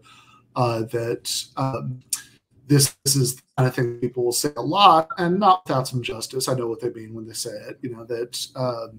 Look, is anybody ever really canceled? I mean, when's the last time you can think of when, as you say, it happened to the extent that they just don't have a career anymore? And in fact, right, there are plenty of examples of attempted cancellations that springboard someone's career. That's what they that's what brings them to prominence. But I make a few points about this. The first and maybe simplest one is just, and I'm certainly not saying they're doing this, but I think very often when people say this, there's at least a kind of performative contradiction, because on the one hand, oftentimes kind of defenses of canceling take the form of saying, well, what you're calling canceling is just accountability, that it's good Right. That these problematic Right. people being held to account, people who otherwise wouldn't. You're being an asshole, and now people are telling you that you're an asshole. That's what's happening, basically. Yeah. Yeah, and so Right. when people use the first defense, they're sort of treating canceling as this important like weapon of marginalized people seeking justice. But then they'll also do the second defense, this close to what you just said, which is, well, you know, is this really a big problem? Is anybody really canceled anyway? You know, and Right. so like, hold on. Wait, If the second thing is true, right? If this is a complete ineffective thing to do to people, then how can it be this important tool to help marginalized people achieve justice? It seems like it really can't be both. And what I would say is that the second claim is certainly has a lot more truth to it than the first one. I don't want to. I think it's complicated because sometimes people, you know, it's a little unclear what the threshold is.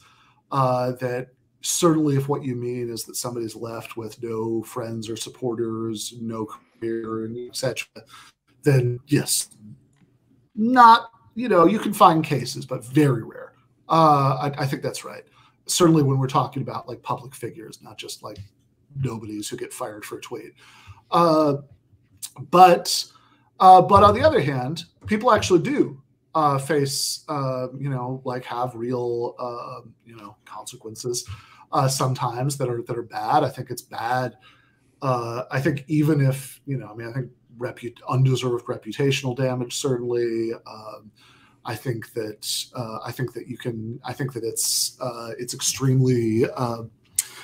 I think that there is another sort of tension oftentimes within the views of people who think that canceling is fine or maybe even good, where they'll say, well, you know, if it's just that 1,000 strangers are screaming at you on Twitter and you know, calling you a racist and a fascist, no big deal. You can just log off.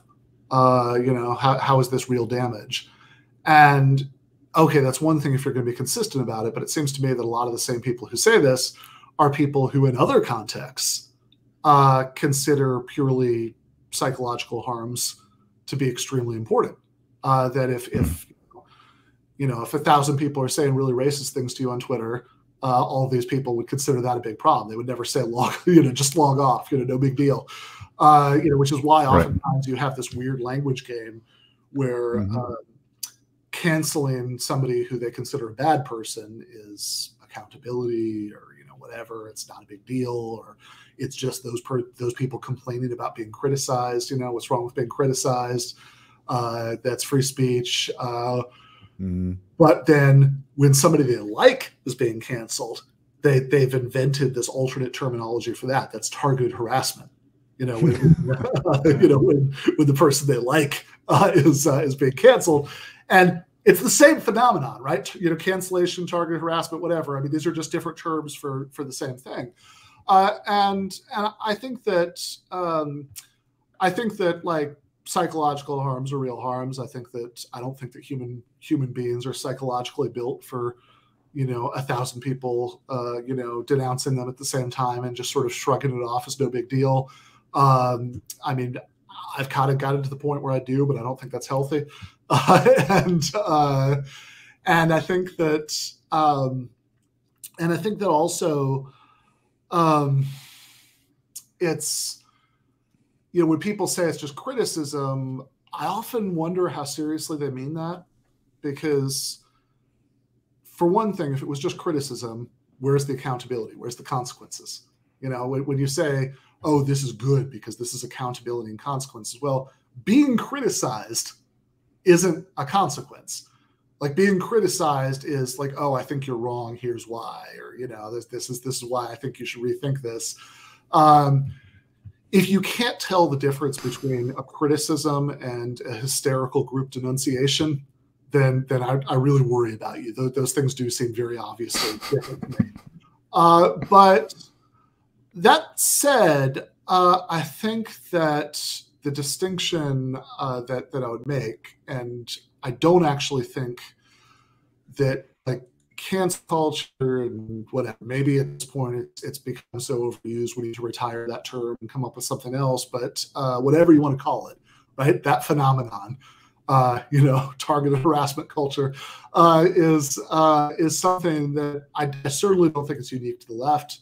I think that, the right is the force in the United States too that spends the most time complaining about it, to be sure, because they've kind of figured out that plays very well for them. Like, there's a review of my book that had a really good line that I've stolen and used many times since, about how there's a reason why the last meeting of CPAC, the big conservative conference that happens every year in the United States, the Conservative Political Action Committee, there's a reason the last CPAC meeting, the official theme was America Uncanceled, and not like America don't raise the minimum wage, right? Like they kind of know that if talking about economics, that's going to go very badly for them because their positions are wildly unpopular. But if they're talking about like cancel culture is bad, then that resonates with a lot of the public. A lot of people, think so too. That they find it viscerally off-putting. And even though I think sometimes people do suffer real harms as a result of it, I don't think that's the main problem with it, certainly not strategically. Like, there's maybe a moral critique of it that, not maybe, there's definitely a moral critique of it, but that's not what I'm emphasizing in the book, because as you say, it's an intervention. It's an attempt to talk to a very specific group of people. And I don't think that the pure moral argument is going to have that much purchase with the people that I'm trying to talk to, because I think they're kind of prepared for that. They already have their responses ready for that. They'll sort of say, look, yeah, maybe some of this stuff is a little excessive, but it's not that big a deal. Why are you complaining about it? Nobody's really canceled anyway, like you said. Whereas I think if you focus on the strategic argument, then I that you can get a little bit more to hear it. And I think the strategic argument is, generally speaking, this is not very effective. Like, if the goal is to certainly convince anybody, it's definitely not effective. Nobody's ever said, well, when those 500 strangers on Twitter started denouncing me as a racist and sexist, then I realized that I was wrong, right? Nobody ever says that. But it's certainly not effective for convincing people. It's not even really very effective as a way of making people go away. By and large, as you say, the career might suffer for a while, but they'll be back. And so given that it's not effective in any way, then the question is, what's the point, right? Like, and if it doesn't have the positive effects it's supposed to, but it does have negative effects, then strategically that's a very easy call for me. And I'd say it definitely has negative effects, because even though, and we won't get into this because I know you have other questions, but like, just to like leave this as a marker in case you want to go back to it, this stuff is definitely not confined to the left. It happens all over the political spectrum, no doubt about it, right? But I think there's a particular way that it manifests on the left, given some of their own homegrown pathologies. And I think that the effect of that is such that most people who get a whiff of it want to have nothing to do with it, because why would you sign up for that?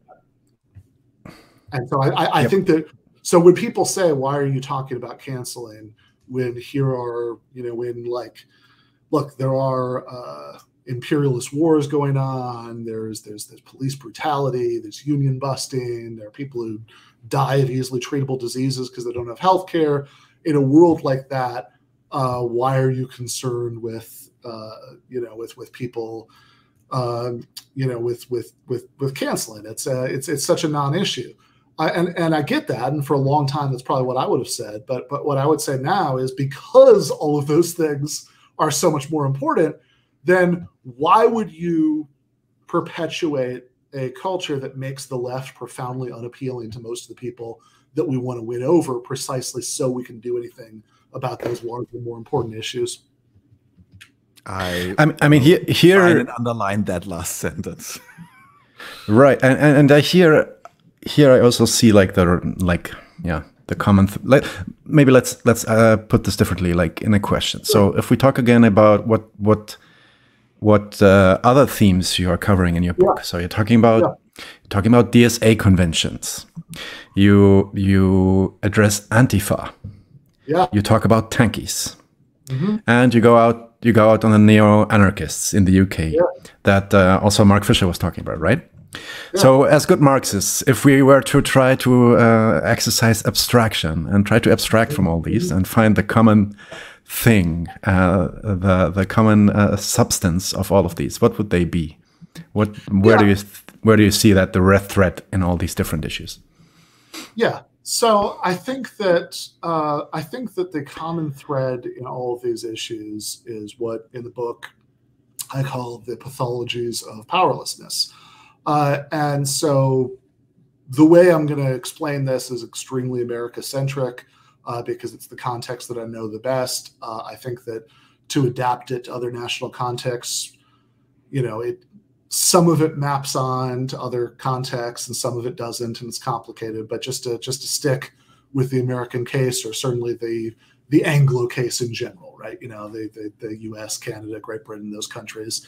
I think that broadly speaking, what's happened over the last few decades is that there has been a tremendous retreat of the labor movement at the moment in the United States.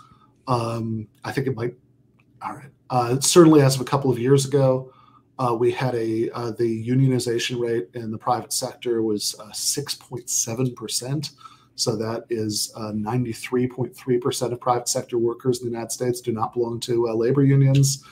It's a little bit better in the public sector, but that's also not economy. So there's been this tremendous retreat in labor organization, which is a catastrophe for the left because I think in the United States it would have to happen a little bit differently due to the peculiarities of our partisan electoral system.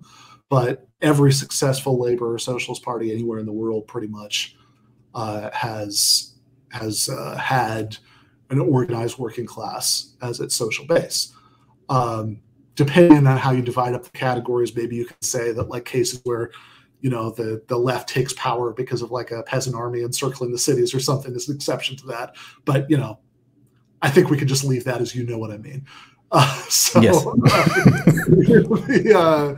So every case where there's going to be a successful labor socialist party, it's going to have the organized working class as its base. We just don't have one of those in the United States right now, not to any significant degree. Right. And going along with that, this tremendous series of defeats of the labor movement that it's smaller now than it's been since before, the 1930s. That hand in hand with that, there was everything that happened in the 80s and 90s and O's, which some of the people that I'm talking to in these books, God bless them, are too young to remember what this was like. But let me tell you, as an old man, it was awful. Like being, like when I was like a teenage socialist in the 1990s, like it's hard to capture exactly how much worse the political landscape was.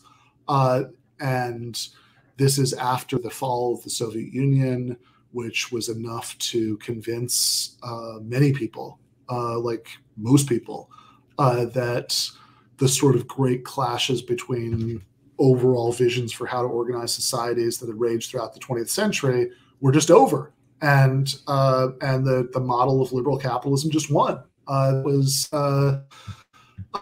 was the overwhelmingly dominant view of like everybody in the 1990s. That like American socialists existed, but they were so marginal that they were like cute. It was like this like interesting oddity. That there were still people, who had these politics, and so basically in that kind of political environment, Margaret Thatcher famously said, there is no alternative, or right. Another Thatcher quote that I think really captures what I'm talking about is supposedly she was asked, after she, long after she'd stopped being prime minister, what her greatest political achievement was, and she said New Labour. In other words, that if even the opposition party, the Labour Party, had fundamentally accepted Thatcher premises, like that's, that's a big win. And that really showed that she'd remade the political landscape. And the equivalent to an even greater extent, happened in the United States, because the closest thing we had to labor was the Democratic Party, which certainly never claimed to be any sort of labor or social democratic party. It was just a regular, liberal party at its best. But it had the same kind of transformation under the Clintons. And so under those circumstances, when anything like even serious social democrats like Bernie Sanders or Jeremy Corbyn spent like the overwhelming majority of their political lives as extremely marginal backbenchers, and anything more radical than that was just way off, and in the part of the map marked like "Here There Be Dragons," it's just like unthinkable. And so, right. if you did have radical left politics under those circumstances, I think, even though of course when you were asked what your political goals were, so it'd say all the things that all of us would say now, right? But I think in practice, under those circumstances, it is extremely difficult not to start to think of politics less as a realistic project to change the material world, and more as a kind of symbolic performance of moral opposition to the way that the world is. Taking a stand, right? It's like you're not really, like the example I always use is like, if I love Noam Chomsky, but like if you read like Chomsky books, there's never a point where like on page 193 or something, he'll tell you, if a socialist government took power in the United States, here's how it would solve, this foreign policy dilemma, whatever, because the issue just wouldn't even arise. That was just so totally off the radar. That would sound like saying, well, when I'm the emperor of the galaxy, here's what I'll do. It's silly. And so under those circumstances, if you're primarily thinking of politics not as a actual effort to win, because you don't think that winning is possible. Like maybe you say you do, but you really don't. Like not deep down.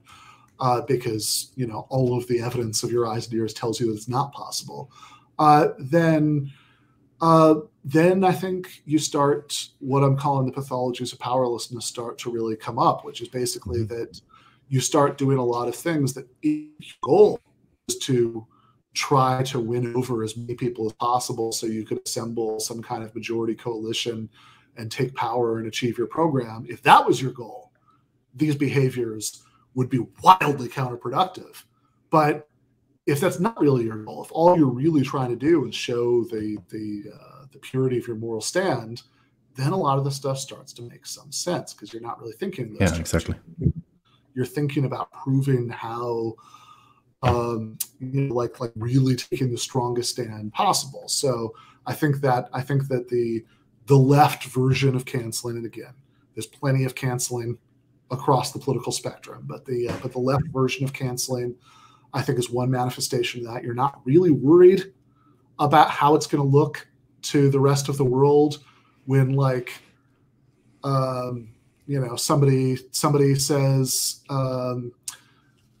like Natalie Wynn, who's a trans socialist YouTuber, says, like, she tweets out, it makes me a little uncomfortable when left-wing meetings start with everybody going around saying their pronouns, because, like, it's kind of ironic. I can go to a sports bar in North Carolina, she writes, and be missed and ma'amed with no problem all night, referred to as miss or ma'am every time they come to get a drink order. But I go to a lefty meeting and I feel really singled out, because it's like her and a bunch of other non-trans people there, and everybody's going around, I'm John, he, him, and it comes around to her, and she can kind of feel everybody turn to stare at her, and she says, that makes me feel kind of uncomfortable. And the response to that is this intense, like hundreds of people, maybe thousands of people, having just directing this bile and hatred towards her for months, and trying to get every other person on left-wing YouTube who's been associated with her to denounce her for that. And any remotely normal person, when I say normal, like, I don't mean like, some Norman Rockwell conception of, like a, you know, culturally mainstream, you know, white male, whatever, you know, like I don't mean like gay or trans. I mean not stoked the political subculture of the left. Any normal person in that sense gets a whiff of that, you know, and whether that normal person is trans or cis, gay or straight, you know, whatever, like most people who are normal in the sense that they spend their lives not worrying about stuff like this, but worried about just day-to-day non-political stuff that like 95% of people spend all their time worried about, gets one look at this and says, ugh, right? These people seem extremely unpleasant. Why would I want to have anything with them? Actually, but you're not worried about that, right? When people at the DSA meeting say, you know, nobody is allowed to clap, and you know, you have to do like jazz hands, you know, because like clapping is problematic now. Can somebody like loop me in? Why is clapping problematic? Oh, clapping is problematic Noise. because it's possible that out of the 1,000 people in the room, there are like 3 of them with some sort of medical condition where they're unusually sensitive to noise. Now it seems to me, but there also might be quadriplegic people who cannot like do jazz hands. So it's true. Get the fuck off my back, Jesus Christ! It always struck me that if this was really the point, you know, I'll bet DSA could find in its budget enough money for like, you know, 10 pairs of earplugs to, you know, to pass out. You know, and it's the same thing with the fucking pronouns. If you have like if the concern is that you're going to misgender somebody, that somebody whose preferred pronoun is he is going to be referred to as she or vice versa, right? If that's really the concern, going around and having 25 people in a room go around and say their pronouns at the beginning of the meeting is the least effective possible way of doing that, because nobody remembers anything that anybody says at the beginning. I'm sorry, I can't even remember their freaking names when there are like 5 or more people in the room. Like, how am I supposed to remember the pronouns? I remember that. Yeah. If you were really worried about this, right? Here's the solution: just give people name tags, and if they just want to write down their name, they'll write down the name. If there's any other information that they feel is pertinent, including pronouns, they write down the pronoun. And I'm a whole lot more likely to notice what's written on somebody's name tag than I am to remember what they said 45 minutes ago when everybody was going around a circle. Like, I don't remember names, never mind, you know, never mind pronouns or, you know, anything else. But the point is, these things aren't really about functionally solving these problems. These things are about showing how deeply you have the right moral commitments, and you're not really worried about how it's going to read to anybody outside of the bubble, because that's just not on your radar, because you're not thinking about how things are going to read to people outside the bubble, because what you're thinking about, you're not really thinking about how to win all those people over, because you don't really believe that's possible. You're thinking about how can I take the strongest possible stand against the injustices that surround me, and I think it's the same thing when people get obsessed with like tiny political differences within the left, because, you know, hey, I can't change the world, but I can at least change my tiny little corner of the world and get everybody to agree with me.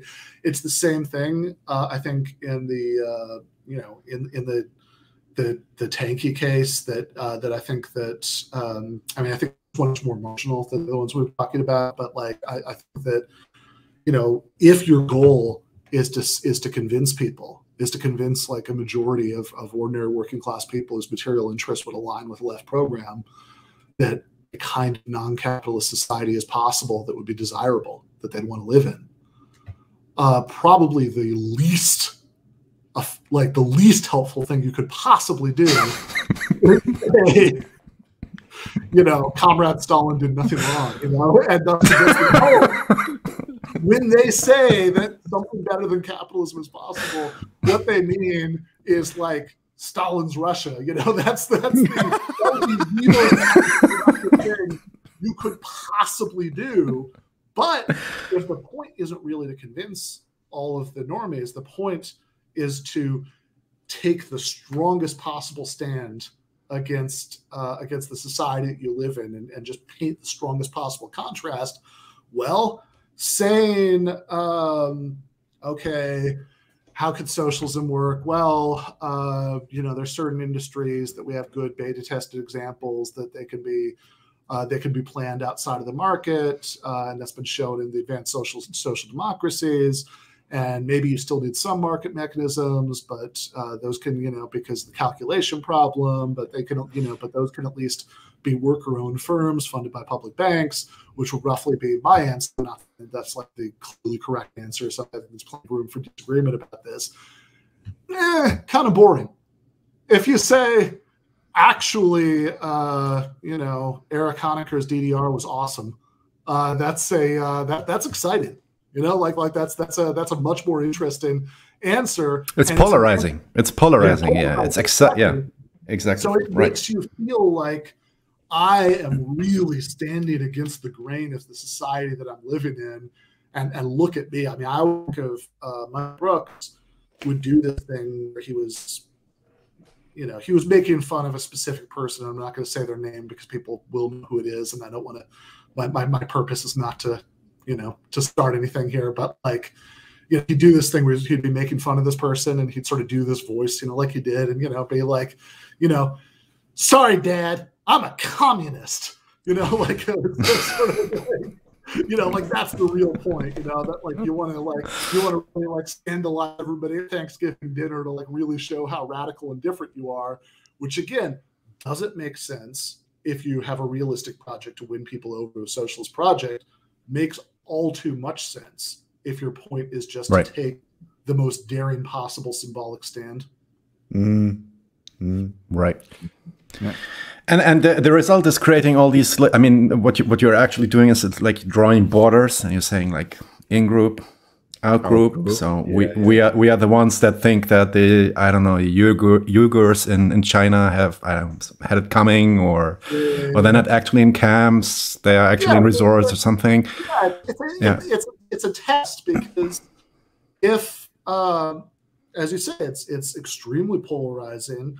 And it's at the end of the day, it functions like a loyalty test. That are you willing to say the really extreme things that really brand you as identified with this in group, and by alienating the out group even more. There's a extremely small and strange Trotskyist group in the United States called the Spartacus League, and they have and at one point they actually had their I mean, maybe they still do, I don't know, I mean if it still exists, but they had one of their officially stated positions was to defend NAMBLA, the North American Man Boy Love Association, which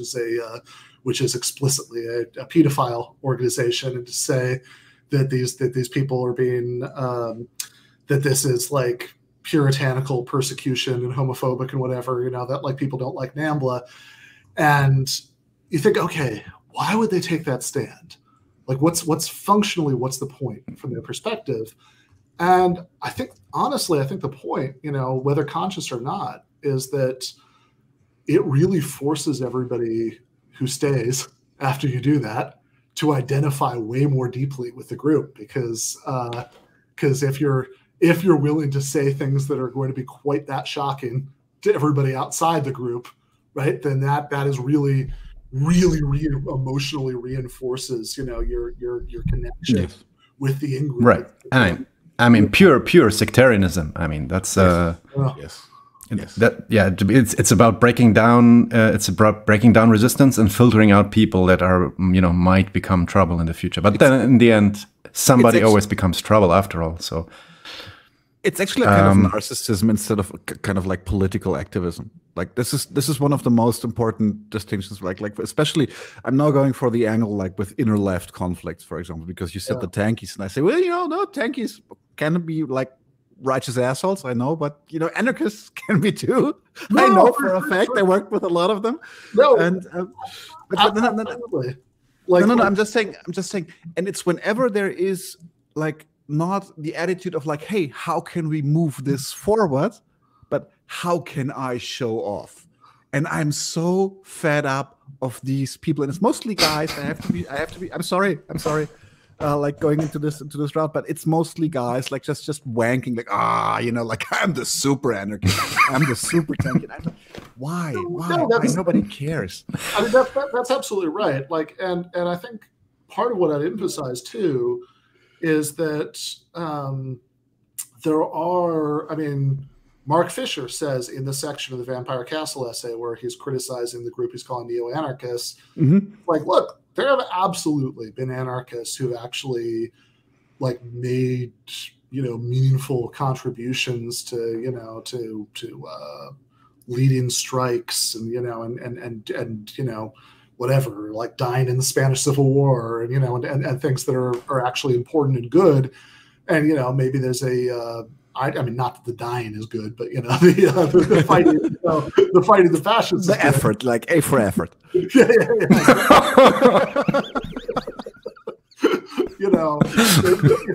It's not just like just screw all those people. It's that he's identifying certain attitudes that he saw in the contemporary British left that were just taking it in really silly directions because it has to do with I mean, he doesn't use the phrase, but I mean roughly what we've been calling the pathologies of powerlessness. Like he gives the example there of people who have the of this like sort of neo-anarchist attitudes of people who think that like, well, it's okay to like go to a street protest against some program instituted by a previous labor government being cut, but like if your goal is, but like it's not okay to like actually participate in an effort to elect the Labor Party and go into government and create new programs because that would be reformism.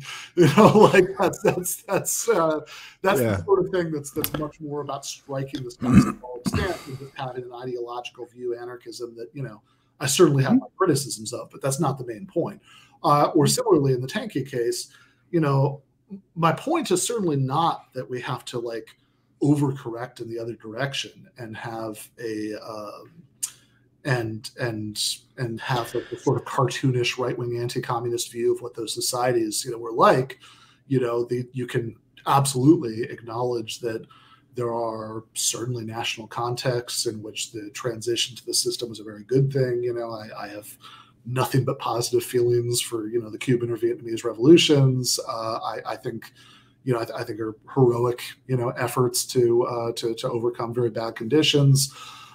You can acknowledge that even I mean I sort of playfully brought up the DDR earlier. Like even that. I mean these are complex societies that had there were good things about them as well as bad things about them. You shouldn't default to the sort of grainy black and white film strip imagery of it's nothing but bread lines and gulags. Because that wouldn't be accurate either. Right? These are flawed societies, and we should learn from the flaws and try to do better. But they're not. That doesn't mean that they were like Mordor. So I'm not suggesting that we talk about them as if they were Mordor.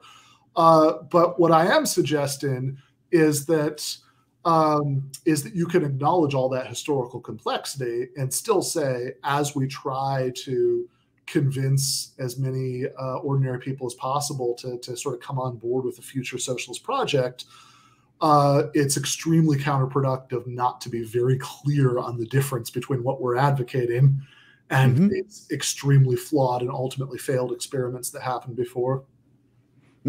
Yeah, I like that attitude. Yeah, 100%. 100%. I have a quick question from the chat, maybe. I mean, just to add to this, and then we can wrap this up with a final question from us to you, because we hit that 2-hour mark like 3 minutes ago. But yeah, time flies. So Sebastian, he's a friend of the show. He's asking, is it conspirational to feel like some of these disagreements are manufactured by people who want to break up the left, or are we just really that dysfunctional?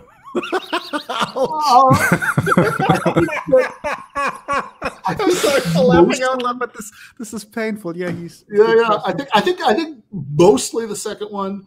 I mean, it is kind of funny. I had a discussion about this on my show last summer. I think summer, early fall, with Matt Crispin and Megan Day, and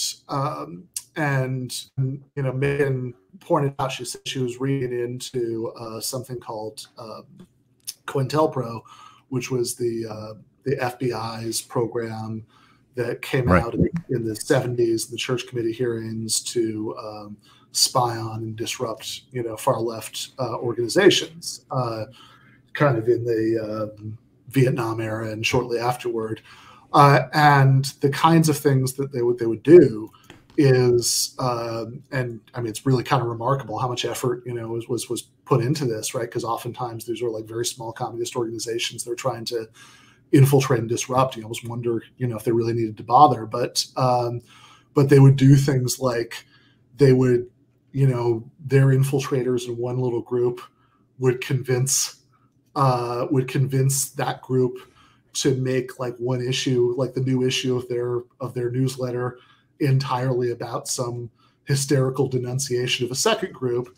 And then the FBI would mail copies of the newsletter to everybody in the second group, to make sure that they all saw it, and and that they'd all get mad, at the first one. And like, I don't know. I mean, in the age of Twitter, a lot of that's kind of redundant now. We've sort of doing like, do it yourself COINTELPRO, because we're all right. We're doing it for them. Yeah. Yeah, exactly. Like, because you don't need to, like, the FBI doesn't need to, mimeograph and mail out all the copies of some group's newsletter. Like, the tweets are just there for everybody to see.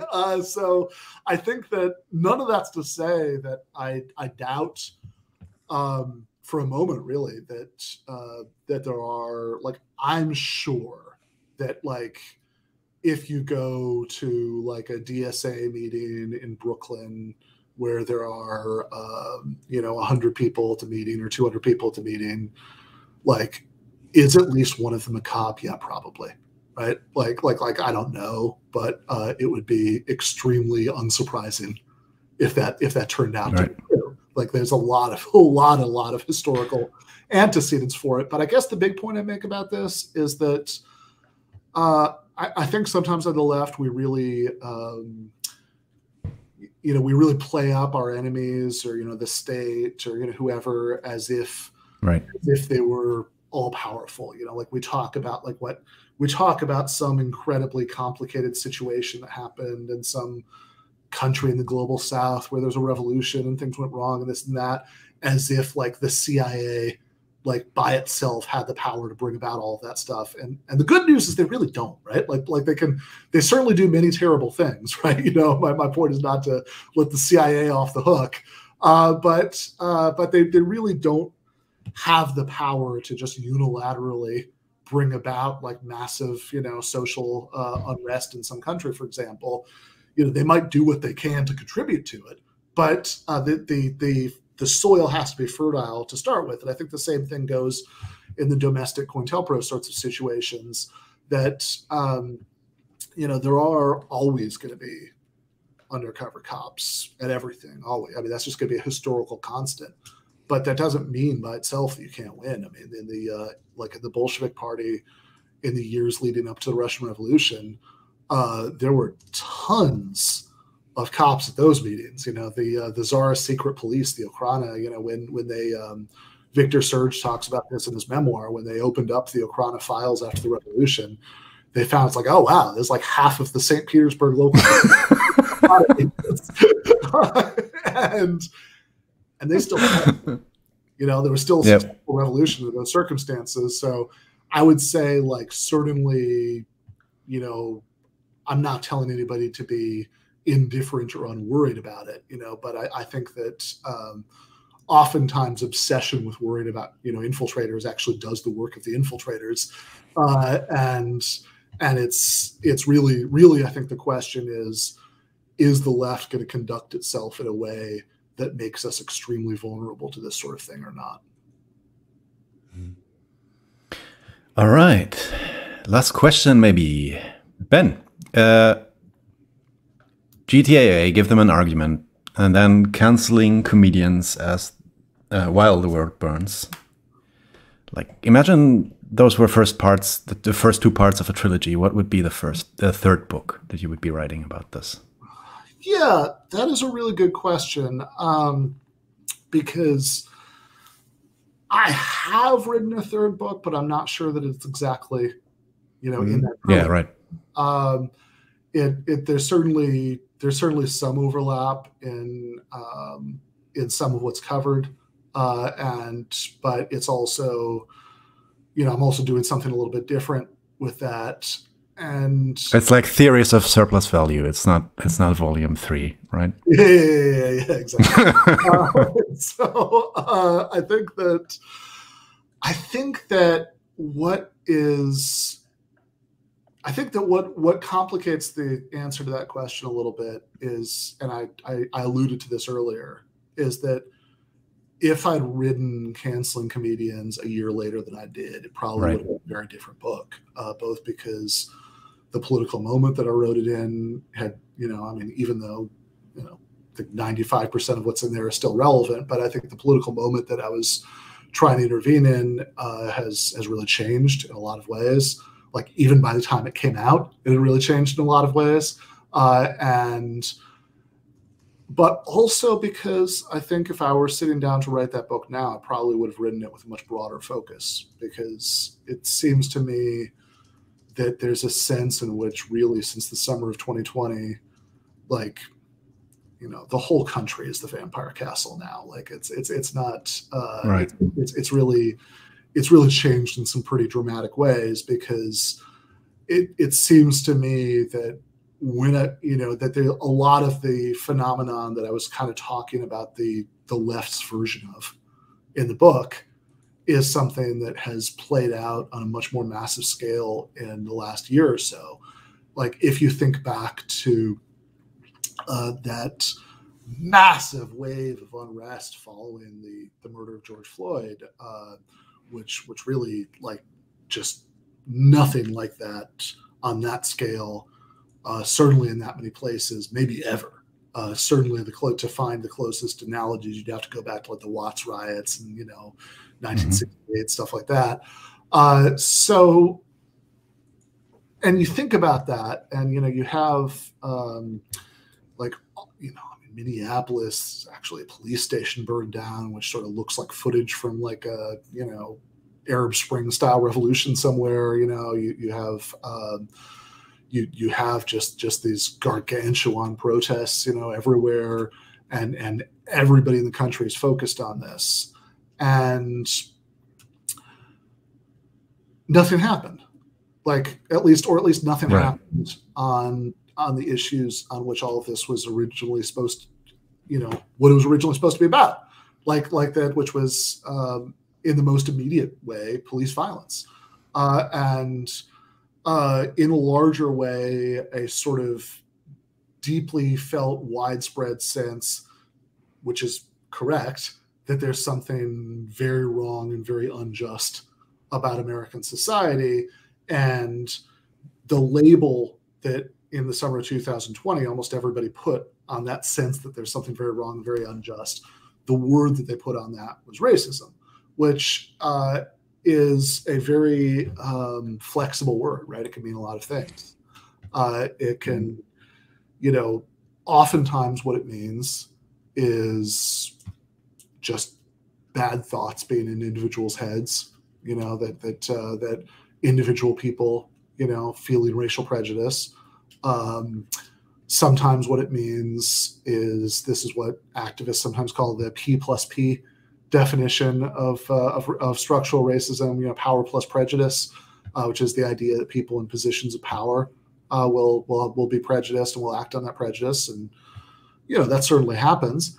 I don't think it's the main problem, but it's certainly a problem. And then the sort of third thing that people often use it to mean is these big racial disparities in the distribution of poverty. Certainly, that Black people are much more likely than white people in the United States to live in poverty, to live in poor neighborhoods, and everything that goes with that also then disproportionately affects Black people as opposed to white people. So police violence is one of those manifestations that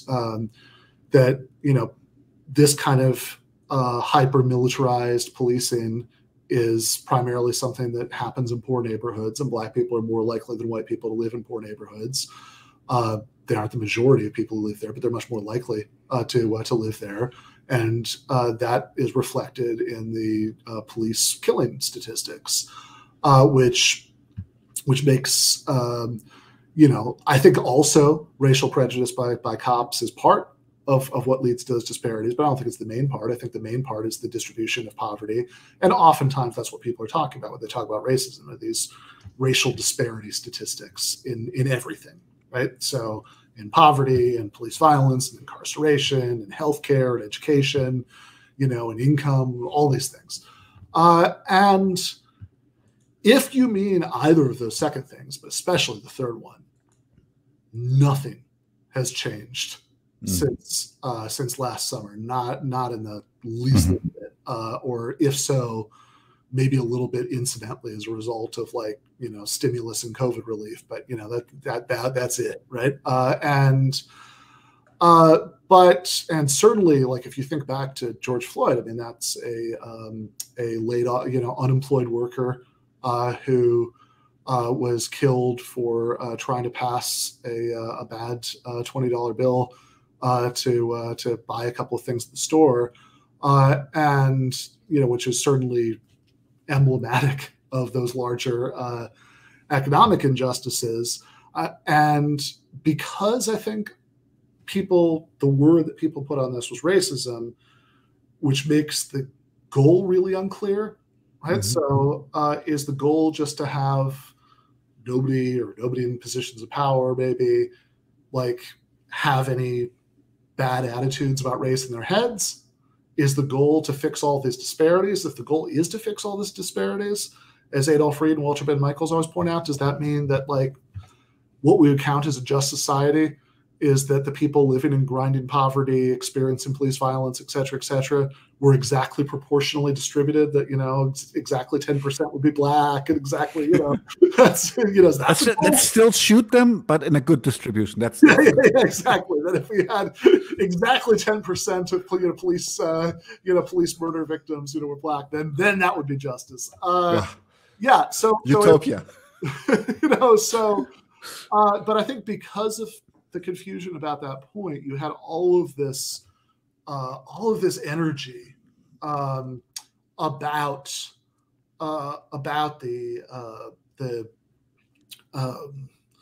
this strong felt sense that there was this terrible injustice, which is correct, and it wasn't really clear where it was going to go. And so you had this basically on a much bigger stage, a lot of what I was talking about in the book about the pathologies of powerlessness playing out, because you have, well, what are we going to do about this? It's really unclear. I wrote an article last summer about this called Overdosing on Symbolism. I said, so oftentimes people end up ignoring the big problems because they don't know how to solve them, and sort of going to these weird symbolic battles that doing anything about how policing works in the United States is an incredibly heavy political lift. People don't really know how to do that. But man, if there's one person somewhere who said something problematic, getting him fired, yeah, that's pretty easy, right? Or getting, we can't do anything about these racial disparities and, in 20, different categories, but we can absolutely get, Robin DiAngelo to go to every single Fortune 500 company and yell at people about their internalized white privilege. So we can do that, right? And it's the same. It's the same kind of pathological moralism and inward going of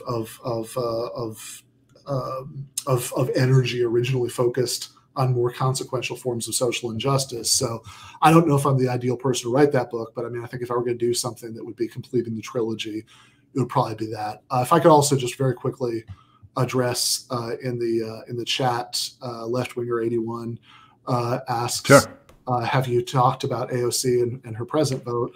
And I would say I think this is actually a really good example because Alexandria Ocasio-Cortez, the social democratic congresswoman from the Bronx, in most ways, her policy preferences, what she votes for, what she votes against, what issues she draws attention to, in most ways is what we want. She's a Bernie person. And so, at least relative to what Congress is like, I mean, she's definitely one of the best, like 10 or whatever, members of that 435 person or 535 counting the Senate body. And some criticisms of her are silly, right? We talked about force the vote earlier, but also, as a very flawed politician who I think is a very imperfect vehicle for left politics in many ways that we could get into if that were what the interview were about. She does counterproductive things. She seems to have been one of the main people who was upset that Bernie accepted Joe Rogan's endorsement in the 2020 election. And also, oh, really? I didn't know that. Was that really her? Well, there have at least been many reports of that. I mean, it's all about sort of stuff going on inside the Bernie campaign, and as far as I know, she's never denied it. Okay. Unfortunately, right. it sounds uncomfortably plausible to me, right? That's her position. All right. But and people got we just finished a week of everybody losing their minds, yelling at each other about whether the dress that she wore to the Met Gala was good or bad. Politically, if you don't know what I'm talking about, please do yourself a favor and don't look it up. And keep not knowing. It's okay. Maintain yourself in a state of not knowing. Exactly. But also the other day there was a vote about military funding for Israel. An extra $1 billion for the Iron Dome defense system on top of all the other billions that were already given to this human rights abuser in military funding. And she was initially voting no, and then it seems whatever, God knows, politicians were always pulled around by different kinds of pressure from different groups, and she changed it from no to present. And it's okay, I don't give a shit about what dress she wears. Words cannot express how little I care about that. I think some of the criticisms of her for not doing this one particular parliamentary tactic 6 months ago that I don't think would have worked anyway, I don't really buy that. But that's pretty bad. Go nuts. She deserves all the criticism she gets over this. And I think the way that it ties into the larger discussion is that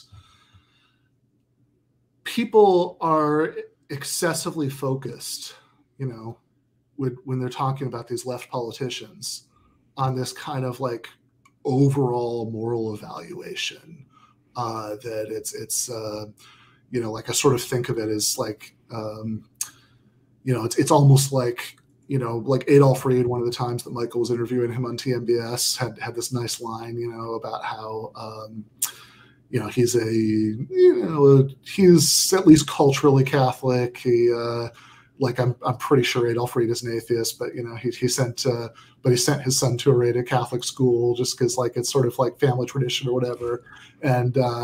And so it was really funny coming from him. He was talking about some of what we talked about today with Michael on TMBS. And he said, look, ultimately, this is just too Protestant an approach to politics for me.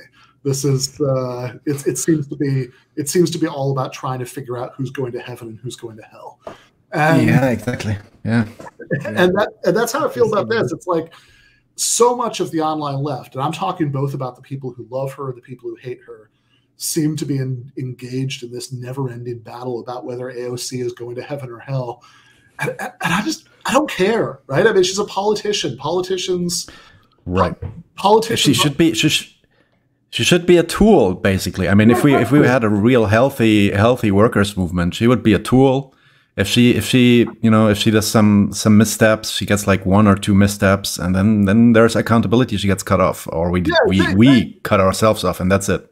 Exactly. Ideally, there would be a strong enough left that we could exert meaningful pressure. That right. Would be oh, if you vote this way, then we're not going to knock on doors for you next time. We might even endorse an opponent, and that'll be a real threat. And that would happen. But of course, we're not strong enough to do anything like that, so we don't exert nearly enough influence on these politicians. But that's exactly the thing. I mean, other than Bernie Sanders is a saint, but other than him, politicians. That was a joke. Politicians are, politicians are tools. That's exactly right. They're not our friends, right? They're not. It's not we. I mean, of course they are humans. I mean, and that's also why I don't think you should Like you should be aware of your parasocial relationship that you have with this person because you don't know this person. Maybe you know this person, but this person doesn't know you. And on the other hand, it's like this person is now two things for you. It's AOC, the person AOC, but it's also the Congresswoman AOC. And in this function, she's just a tool. No, exactly. And you should not attach yourself. Yeah. Exactly. So, yeah, they're not bringing salvation. Attachment leads to suffering. No, Sorry, Star Wars quotes. Yeah, be less Protestant and more Buddhist about it. Exactly.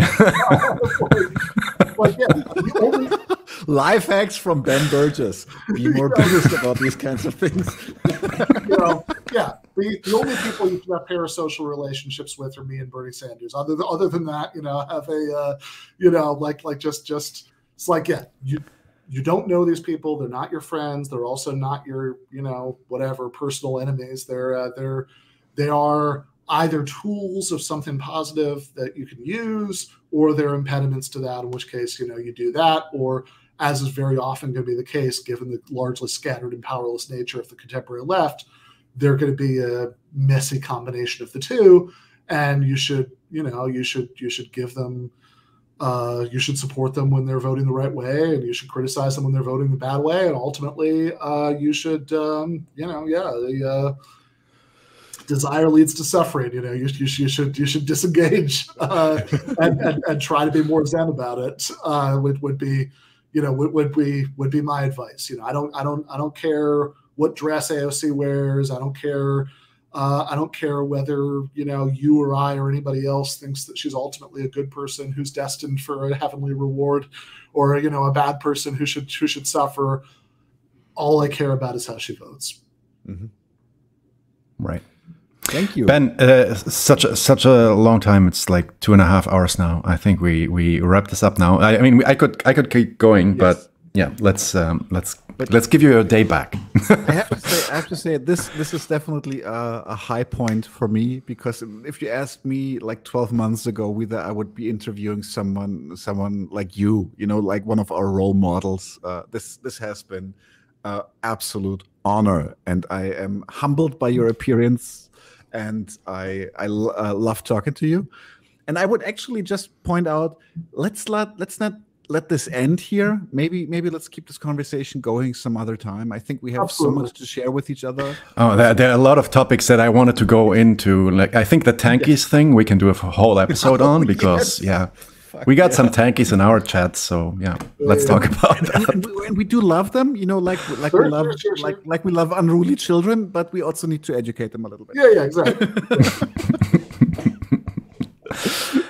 Ben, thanks so much. Seriously, let's do this again sometime. Absolutely. And let's then we say good night. Also good night to all the, over 100 viewers, I think, at some point, to all the viewers of Ben Burgis's channel, who I have here on my left. Thanks a lot. We couldn't go so much into your chat questions because we don't see them in our tool, so sorry for that. We'll try to make that work next time. So everybody, have a nice day, have a nice night. See you soon. Leute, wir brauchen eure Hilfe. Und zwar als allererstes, folgt uns bitte überall, wo ihr uns folgen könnt. Wir sind auf YouTube, auf Facebook, auf Twitter. Wir sind jetzt mittlerweile auch auf Twitch. Gebt uns Instagram. Instagram sowieso, genau. Gebt uns dort einen Follow. Like dieses Video bitte. Überhaupt jedes Video, das ihr euch anschaut, bitte liken. Warum nicht? Ist doch einfach nur ein Klick da. Damit helft ihr uns ungemein. Wenn ihr uns abonniert auf YouTube, klickt auch die Glocke. Dann werdet ihr immer informiert, wenn wir live gehen. Dann könnt ihr dazukommen. Je mehr Leute live mit uns unterwegs sind, desto besser sind dann auch die Views und desto besser ist das für den Algorithmus. Wir haben außerdem ein Patreon-Konto. Genau. Patreon.com/99:1. Wenn ihr so richtig dabei sein wollt, könnt ihr euch ein Membership-Level aussuchen. Wir haben 3 verschiedene Stufen. Es gibt dann solche Sachen wie zum Beispiel diese neuen Nachspielepisoden, wo wir jetzt die erste gemacht haben. Und ihr habt auch Zugang zu unserer Discord-Community. Weiters haben wir einen paypal.me/99:1 Link. Falls ihr denkt, sind schon schnaffte Typen, aber mehr als einmal will ich nicht zahlen, dann könnt ihr uns da auch ein bisschen Geld schicken. Wir haben tatsächlich inzwischen relativ signifikante laufende Kosten, weil wir einen hohen Qualitätsanspruch haben. Insofern, wir sind wirklich auf eure Unterstützung angewiesen an der Stelle.